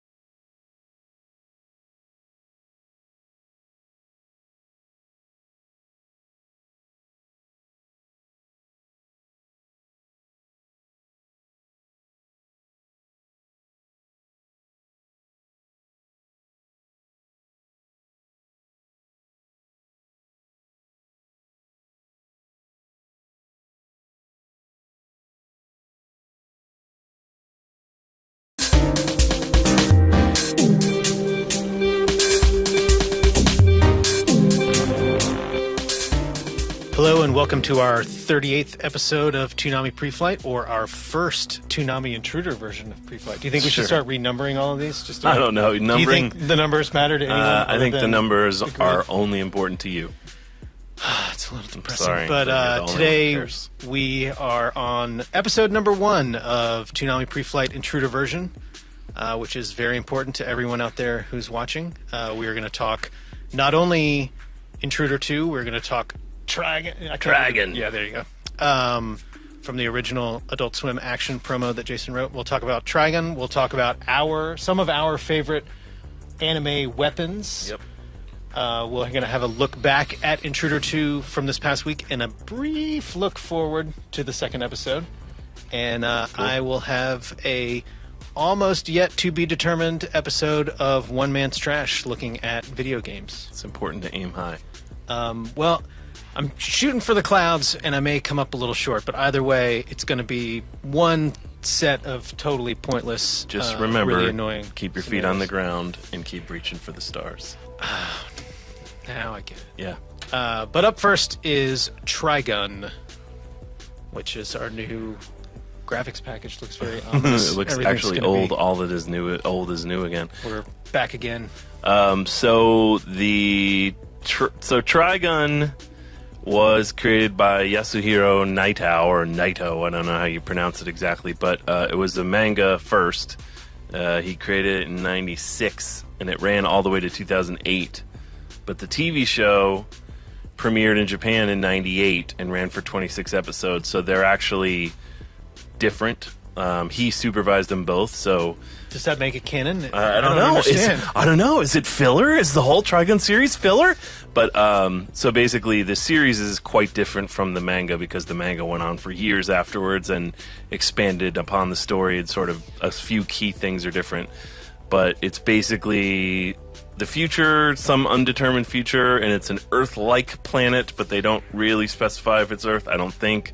But it's basically... It's fourth Earth. It's the Wild West, and so Vash, the Stampede, is the main character. That's him behind us. He is wandering this planet, being chased by bounty hunters. There is a $60 billion double dollar bounty on his head. So it's very much like a science fiction Western. So, of course, all of us at Toonami were looking at the show back in the 90s to try to, I think it premiered on Adult Swim in 2001, but we were looking at it. Yeah, I think it was 03, but still it was... We were trying to get it for years in Toonami, and it was just it's too much. It fetishizes guns too much, so we just couldn't get away with it. Like, there's really no way to have rationalize that as a children's after... Well, there was for me, but not for S&P people. So, so it ended up on Adult Swim Action, and so, but we still got to do the promos for it because we were the people who were bugging them to put it on TV in the first place. So why don't we show you guys our first... Well, actually, what we'll show you is a bump we made. This is back when we worked on the bumps. So back in the day, there weren't enough people to work on bumps. There wasn't a bump team. There was like one bump guy. There was one guy who did pretty much all the bumps. So they asked us writers to each take like a day of the week and write bumps. So we all had to take turns writing bumps. So I don't know which of us wrote these Trigun bumps, but of course the Adult Swim Action bumps were usually bumps that we wrote. So here's an example of one of our Adult Swim Action bumps for Trigun.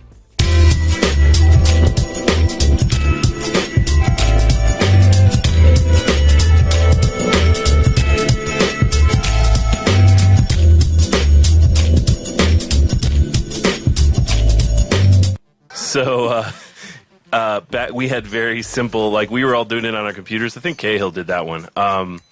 So then we got to do a cool promo, and there's really not much to say about this promo other than, fun fact, we worked with I can't remember his name, but we worked with a character actor to do the voiceover for this. I originally wanted Sam Elliott, but I reached out to his agent and was told Sam Elliott doesn't like cartoons, and he only does voiceover for things he likes. So, which is beef. So I promised. So guess what? Sam really likes beef, which is why he's the voice of Beef. It's what's for dinner. But he does not like cartoons, so so I got rejected. So I went to the next guy who has been in a ton of movies. He's a character actor. He's the manager in Major League. And that's right. And he's got a super deep voice. If you've ever seen him, he talks like this. But a voice in Iron Giant. He has passed away since. But he was awesome. We got to use him for the promo. So it's a little bit different type of promo than we normally got to do. So it was fun. But let's check that out. In a distant, dusty future, Vash the Stampede is the man everybody wants to get their hands on. Good luck, fellas. You're gonna need a whole lot of bullets. Dragon, premiering Monday, March 31st at midnight on Adult Swim. Draw, partner. Dragon, you're gonna need a whole lot of bullets. But yeah, so Trigun did pretty well. It aired for a few years on Adult Swim. Just to totally sidetrack us for a second, who was more fun to read with, the Smuckers guy or the manager from Major League? Smuckers guy. The manager from Major League was like, basically, I've read all kinds of guys for all kinds of promos, and the two most confused people were that guy and Mako. When I read Mako for Samurai Jack, they both just did not understand why I was asking. Why they were the one tasked. Yeah, like with why? This job. What is this? This is a commercial. Like the dude was just hilarious. I told him like it's a Western. I know you've been in a ton of Westerns. He's like, okay, I got it. And I was just like, just do you. And then because he didn't care what it was. But yeah, the Smuckers guy who I read for the Powerpuff Girls was a very sweet. He was a sweetheart. He was just a sweet man. And also the dick in FX. Yeah, and he'd done a ton of promos. So like, that was nothing new to him. But yeah, so Trigun, 26 episodes, pretty great show. The basic arc is Trigun on the run. Turns out that he's not really human, and that his brother Knives is also not human, and his brother's sort of the dark side of Trigun. Trigun's kind of like Kenshin. He's running from an old... Basically, he's responsible for the destruction of an entire city, which is why the bounty's on his head. Whoops. And that's because Knives, his brother, captured him and made him, like, basically activated him. So he and Knives are these things called plants, which is confusing because they're not actual plants. they're more like walking power plants. So they're otherworldly beings that have crashed down to Earth that humans can capture and use as power sources, which is makes no sense.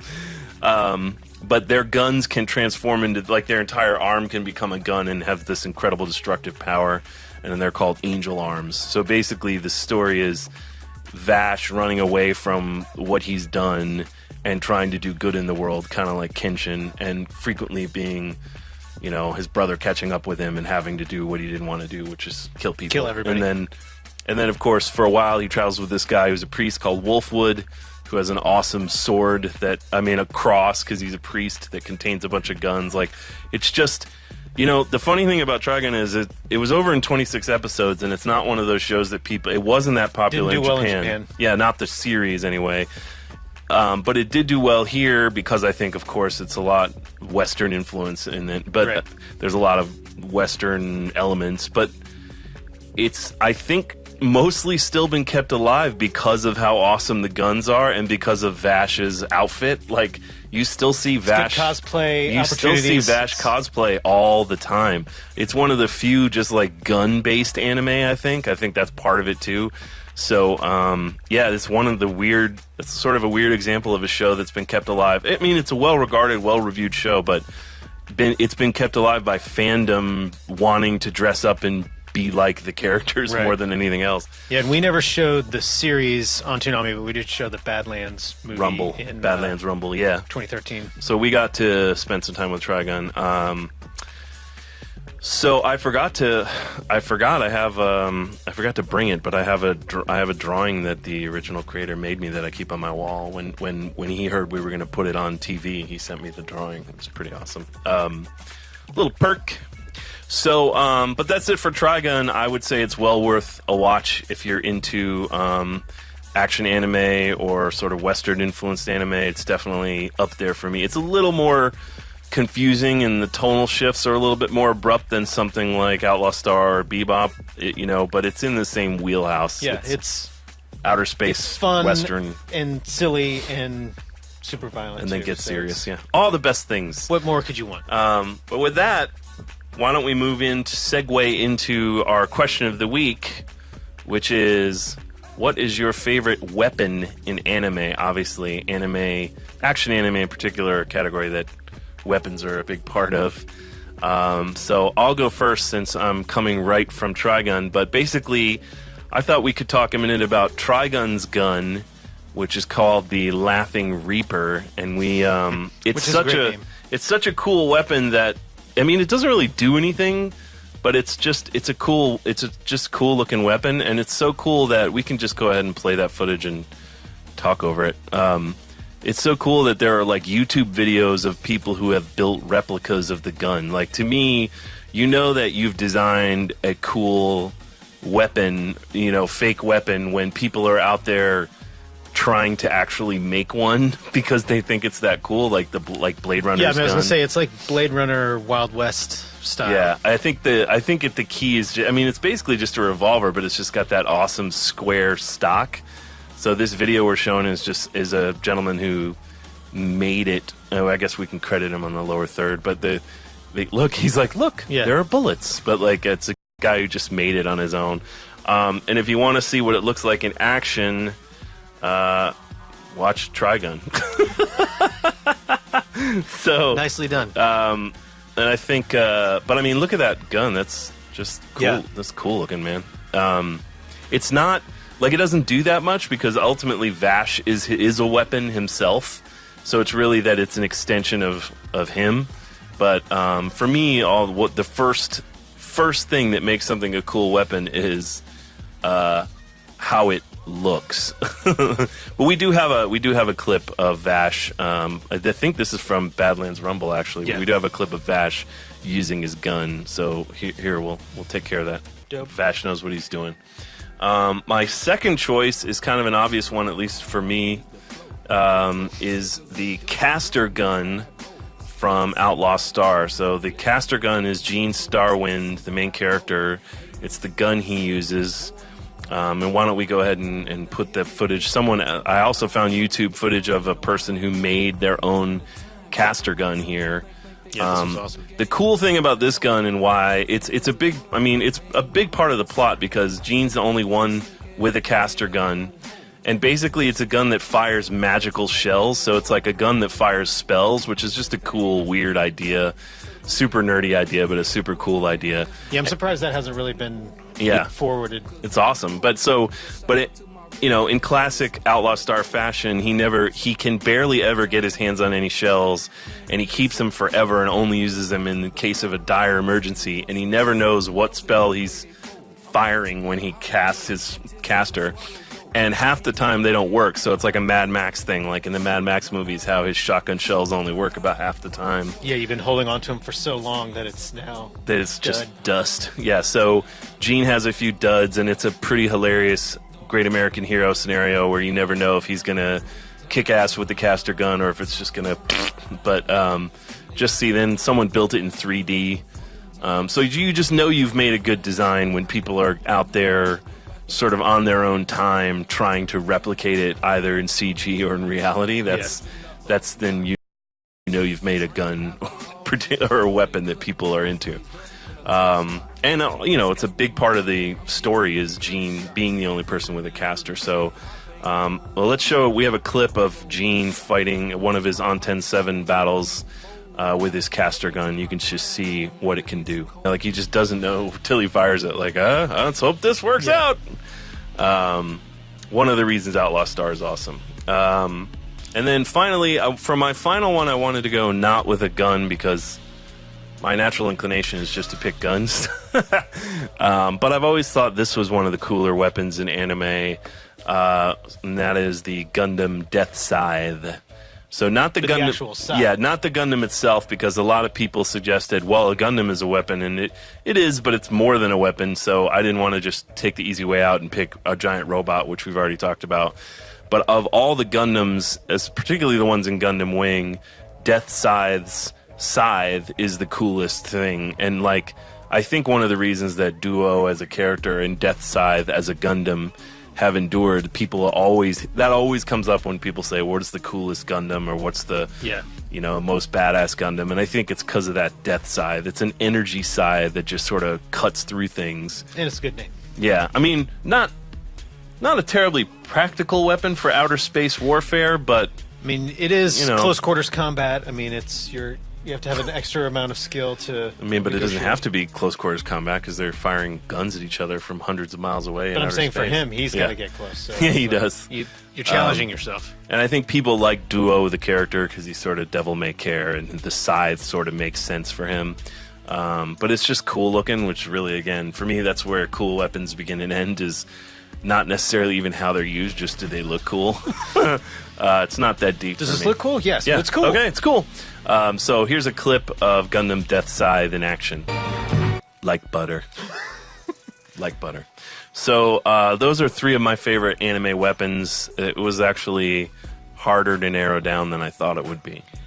Yeah, I mean, luckily it's just some of your favorite weapons in anime, so we can talk more. Yeah, we'll be back here a year from now talking about the same thing. And you'll just have to challenge yourself, and will be favorite blade weapons and favorite garrote wires. But some of my favorite weapons, up first is Ryoko's scissor blade from Kill la Kill, which I like because sort of the same way about Kill la Kill in general. Like there's a certain amount of goofiness to it and a certain amount of really badassness to it, and I think the scissor blade encompasses that Is well. it Zanketsu? What's the name of it? I always say it wrong, so I'm going to abstain. I'm probably wrong, We'll just too. put it up on the lower third and call it a Ryoko's day. blade, But it was one half of a whole, and her father's murderer has the other half, and she has one, and she's trying to match them up, and that's sort of the whole plot of Kill la Kill. Cinderella, but with murderous scissors. Yeah, you go to the ball, except instead of it and then- dancing, your father gets killed, and instead of leaving the scissor behind or the shoe behind, you leave the scissor behind. Nice, perfect parallel. This is a clip of the scissor blade in action, so let's check it out. So haircuts and life fiber cuts and head decapitations. It's like the Ginsu knives. Yeah, does it all. Does it all. It slices. Still slices a tomato very easily at the end as well. But on a similar sort of bladed weapon theme of you went reverse of me. Fathers. Well, I knew you were doing Guns. so I figured we would flip it later on, and I would do guns and you would do blades. Gotcha. But spoiler alert, I also have a gun coming. Up next is Tessaiga from Inuyasha, and there's a very actually battle of whether it's Tessaiga or Tetsaiga. I thought it was Tetsaiga, or at least the way they say it. They say it Tetsaiga. They write it Tessaiga. It's in Japanese. You shouldn't say the T, but they do in English. So it's very a wonderful little debate. I'm sure some weeb out there Inuyasha knows fans. Exactly how we're supposed to say it. And is can tell us correcting how us we're all the way. being assholes. But this scene here is when Inuyasha first finds the sword, his father's sword, in the cave. So let's check it out. So a little King Arthur-esque pull it from the who can wield the sword, and I like that it has sort of a personality unto its own. It's sort of trying to get him in trouble. Looks like a regular sword, and then when he's actually kicking ass, totally kicks ass, and he can't ever really figure it out, which is sort of the running theme of Inuyasha. But a dope sword nonetheless. And my final choice for favorite weapons in anime is not a sword, and also not a father's weapon, so breaking the mold slightly. Wow. Going out on a limb, and this is Saito and also his sniper rifle. I'm sort of combining both of those into one because his Hawkeye sniper eye is an integral part and also a sweet portion of his, we'll call it calamitous intent of murder. Yeah. But this is a very well-known clip of him dominating and ass-kicking with his sniper skills. So let's check that out. Status is ready to murder everyone. And they always, in Ghost in the Shell, they just call him for whenever they need long-range death. Yeah, it's like he can talk to satellites and see for a long way, so it's like we need someone murdered tomorrow from 7,000 miles away. 1,000 miles away. And then he's just licking his thumb and holding it up in the wind. But those are some of our favorite weapons in anime. So now let's check out some of Facebook's favorite weapons in anime. Hey, so the Adult Swim Facebook has Haruko's guitar, which is, her Rickenbacker bass. This is the Toonami list. Is it? Yeah. Oh, whoops. So, anyway, it's supposed to be the Toonami list that says Adult Swim, but you can roll with us. So, Ichigo's sword, Tsubaki, of course, the Shining Finger sword from G Gundam, and this, look, there it says Tessaiga. Yeah, that's how it's in Japanese written, but not in English, so it's... But all good picks, all good weapons. And then the Adult Swim Facebook picks, Propane, which is, of course, a reference to King of the Hill. The finest weapon known to man, according to... Hank Hill. No, the person who suggested It's propane. pretty hilarious that King of the Hill always ends up a choice on the Adult If Swim it had been Facebook. propane and propane accessories, I think I would have gone... the caster gun, of course. The drill that pierced the heavens, which is, of course, a reference to Gurren Lagann. And Kenshin's reverse blade sword, which does have a name, but we just looked up and we're afraid we're going to pronounce it wrong. But his sword is badass, and I almost chose it because that's just dope that he rolls around with a reverse blade sword. I almost chose it as well, but I didn't want to have three blades, and I didn't want to have something still out there. And then, later, of course, Haruko's Rickenbacker bass guitar, which is one of the key things in Fooly Cooly, and the things that make it stick out is the way she just brains people with it. Pretty awesome weapon in anime. Probably I should have chosen that too. I feel bad after looking. Your choices are better than mine. Toonami and Adult Swim Facebook Toonami fans. Facebooks. Well, no. That's just some of your choices. That's why we have an ever-continuing series of episodes. So next, we're going to talk One Man's Trash, which is Gil's segment that he does once in a while where he attempts to do something that most people probably wouldn't bother with in a video game at varying levels of difficulty. So I'm right on the precipice, and we're recording this slightly earlier than I've been able to finish it. So, quitter. If you're reading this, I'm probably already dead, and I will either have beaten all of the Metal Gear Solid 5 missions Main with missions an S, with main an S. missions with an S rating. If I fail in that attempt, I will have completed all of the side missions, which is not... I'm just calling it right now. If you do side missions, you're a quitter, because I did the side missions, and that's not one man's trash. That's one man being bored. No, that's... Side missions is... You just happen to fall into the ass of one man's trash. Side missions is not that hard. You have to really work to get the side missions to open up. It's not super intuitive that you have to do things in a very particular order to be able to have them all open up. You and can then make up you whatever have to care. excuses you want, but we both know S rating is the only hard one. I'm telling you that's why I said if I failed, then it'll I believe in Gil, side guys. missions, I think so. he's going to do S ratings, and that's the video we're going to throw to. If it's not, I'm going to be disappointed in Gil. Won't be the first time. And I urge you to share your disappointment with him as well, at StupidGil on Twitter. So, or your accolades or suggestions for future One Man's Trash. So Yeah, let's but check really out more your disappointment this if he clip fucks it that up. does not yet exist and Here we either go. bask in my glory Let's or... throw to the clip. Welcome to another edition of One Man's Trash, where I try to accomplish something both difficult and totally meaningless for very little reward. Today we're going to be playing Metal Gear Solid 5, The Phantom Pain, and looking to nab the elusive, the Elite trophy. You get to a point in the game when you get to play the guy you created, which is why my guy here looks so handsome. Now this isn't a review, it's super spoilery, so if you haven't played the game, you probably don't want to watch, because it's gonna get real. But that said, I do really like this game. It's super fun, the story doesn't make any sense, and it takes itself way too seriously, and I almost didn't even start playing it, because the opening cinema is like an hour and a half long, and it's super boring, but if you can make it through that, the game itself is really, really fun. And this game is huge. Every time you think you're kind of getting close to the end, 15 things more open up. There's 157 side missions, and by the time you play them all, 50 main story missions. And the main missions is what we're looking for today.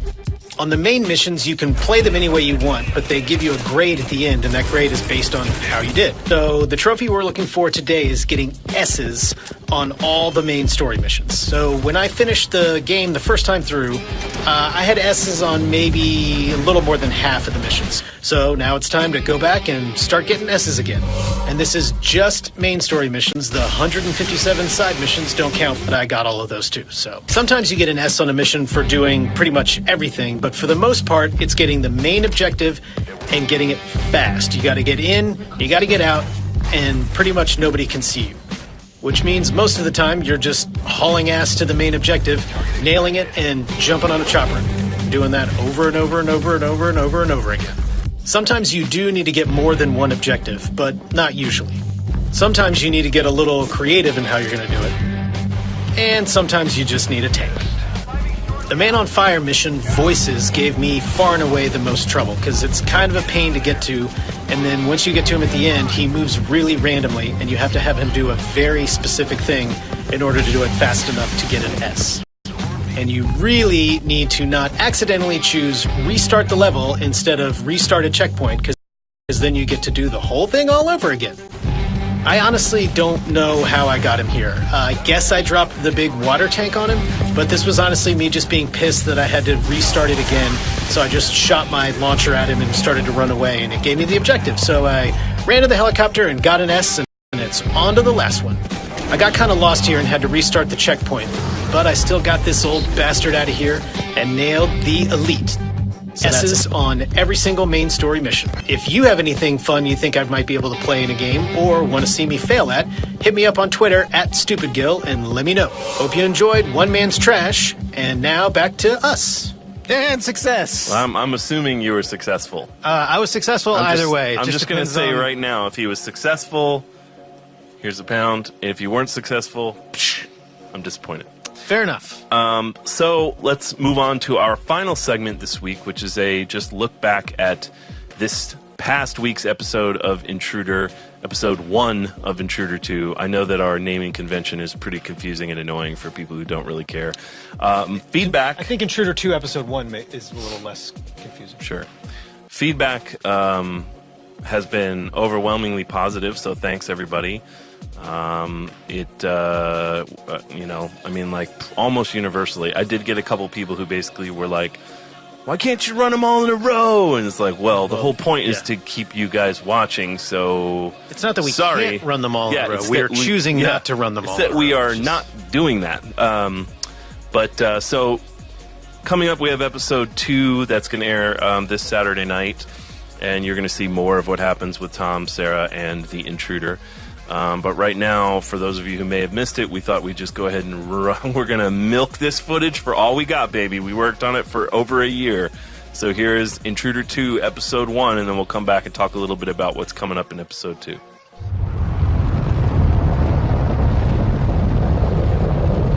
So, the fox can't be on the same side as the chicken, but the chicken can't be on the same side as the cabbage? Correct, but you can row back and forth. Okay, so you put the cabbage... Tom, I'm reading a large ship, unknown design. It's headed right for us. Friend or foe? Wait, I'm getting a distress signal. She's moving slowly, but appears to be undamaged. I can't scan her properly from this distance. Hail on, please. Attention, unidentified vessel. This is the Absolution, free ship. Registration key 031797. Please identify yourself. Your distress beacon has been activated. What is wrong with your ship? She's still coming closer. Take us down a low burn and put her up on the monitor. Don't recognize the design. No damage visible. Any additional readings, Sarah? Tom, it's firing on us. Powering up shields.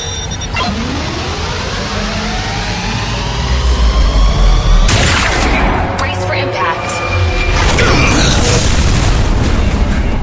Sarah, open fire. Full power. All batteries, now.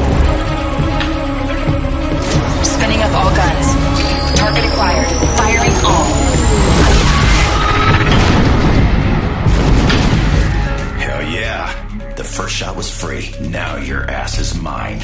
Sarah, did we disable her? Her engines appear to be mortally damaged. She's just coasting now. Cannons appear to be... Wait, I'm getting another reading. Something is... What the hell was that? Some kind of EMP? Or virus. Took out most of our main systems. My core is shielded and so is yours. But most of our other systems are totally offline. I have no control of the ship, Tom. We're vulnerable. This doesn't look good.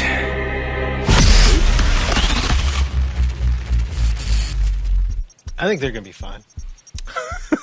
I'm not worried. I think people are going to start getting very frustrated because episode 2 still moves pretty slow. Things don't really heat up till episodes 3 and 4 where a lot goes down.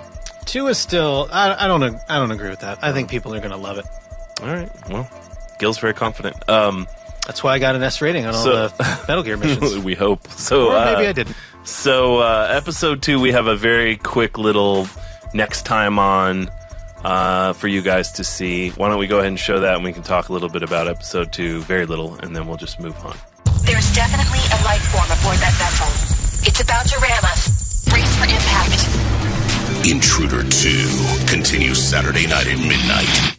Boom. So more bad things for Tom and Sarah. Challenging things. Number one theory is going to be that Tom dies. And he might. He could. I don't know. Everyone's very worried about it. And it didn't go so well. It didn't go so well for him last time. It's true. Historically speaking, Toms have not fared well when running into the intruder. And then also, don't forget the Toonami app launched, and all of you guys have been madly tweeting using the app, and we've gotten mostly positive responses for that. We will be updating it with more features and more stuff to come. Post-intruder, it's going to get an update sometime after that. So please keep tweeting your suggestions, not to me, but to, what's your name again? Salem Solace. Salem Solace, at Salem Solace on Twitter. His name is Sean Moore, and he's the gentleman who developed the app. He works at Toonami. So please hit him up with your suggestions, questions, comments, or problems with the app, and he will take all that into account when he's doing the update. And then also make sure you download the Toonami comic at toonami.com/comic. It's called Tom 4 Redemption. It stars Tom 4. It's a little side story with Tom and the Intruder, which people seem to like, but I've also heard the intruder talks in it, and people were like, "What? Like, why? How is he talking?" Which it's a good point, but maybe there's more to the story that you'll find out later. It's true. That's all I'm saying. Tom Ford, the redemption, is going to cover all of that. But Toonami fans have about another 6 weeks worth of intruder stuff to look forward to all through the holidays. So please keep watching, keep tweeting, tell your friends about it, and we appreciate every comment and every view. And we'll see you this Saturday night at midnight for the quick recap of Intruder 2's last episode, and then I look forward to episode 2. The new episode airs inside the first break of DBZ Kai, so be on the lookout. And thanks for watching. See ya.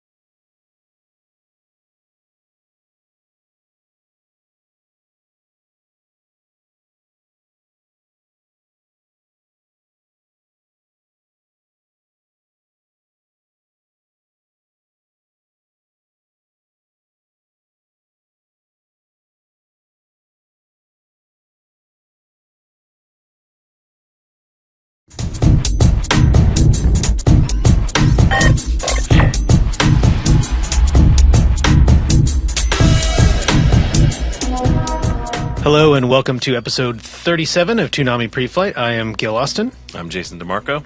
And this is Intruder 2 weekend. And in celebration, we're not really going to talk all that much about Intruder 2. We'll talk a little. I have a little bit of Intruder. We'll get to it in a little bit. We're going to start off with a look back at the Herculoids, which you got to be OG Toonami to be down with Cartoon Roulette Herculoids. We're going to be talking about some of our favorite fantasy movies and TV shows, and some of yours if you participated on the Facebooks. We have a Bloom Room, and then we have a behind-the-scenes look at Intruder 2 with mostly it's production people. I don't think Jason and I are in it at all, but most of the Toonami staff is in it. Yeah, that's probably for the best. But first off, let's talk a little Herculoids, which is one of the shows that we originally premiered back in 97. When do you think it's going to be that 97 feels really, really old, or do you think we've already reached that point and we just don't know it? It feels pretty old to me. But like when you tell people 97 and they're just like, oh my God. We're at that point. That's before my daughter was born. Yeah, okay. That's a long time ago. So yeah, but way back in the 90s. There are 18-year-olds who were born that year. Last millennia, 17-year-olds. When we ran, when we premiered Toonami, Herculoids was part of Cartoon Roulette, which was part of the Hanna-Barbera library that sort of spawned Cartoon Network in its original form in 1992. Yeah, it was a rotating group of Birdman, Space Ghost, the old Space Ghost, not Space Ghost Coast to Coast, Herculoids, and Galaxy Trio. It was those, and the Fleischer Superman. And the Fleischer Superman, and then sometimes old Johnny Quest. We did some old Johnny Quest. And it was just those shows rotating, and you never knew what you were going to get, so we called it Cartoon Roulette, which thinking back, a gambling reference. Yeah, for... not the most gettable reference for an afternoon children's block of television, and also in classic Turner format, made all the shows except for the first one run at a really weird time, because it would be it was a half hour of Cartoon Roulette split up in quarter hours in between, so it's like you had to be in for the long haul or you never knew what time anything was on. And that didn't even account for the 4.5 time that was probably very confusing as well. But we overcame all obstacles and triumphed.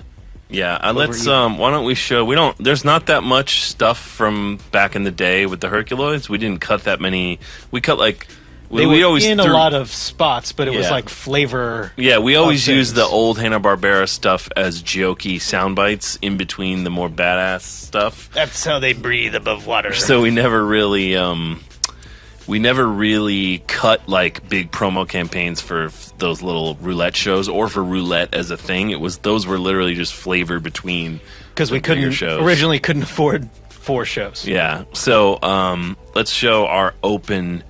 The I think this is the Toonami Open for Herculoids from back in the day. That was the original, not the Toonami. Yeah, the Open. actual Herculoids Open, which was slightly more than half of them were made in 1967, and then the other slightly less than half were made in 1981, and it's borderline impossible to tell That is so crazy. which one is which because they made them so cheaply both times. Crazy. Which one is which because they made them so cheaply both times. I think they were using the exact same technology. And Herculoids is basically about a family that lives on this primitive world, and virtually every episode is a more technologically advanced race or monster crash landing and in some way bringing technology to this world, and then basically being like, get out of here, no technology, and kicking its ass. With and a slingshot and a loincloth, you two can keep technology at bay. Really, it's all about their animals, though. I mean, like, like every single... Gleep and Glop and the little squishy monsters, and then it's Tundro and Igloo.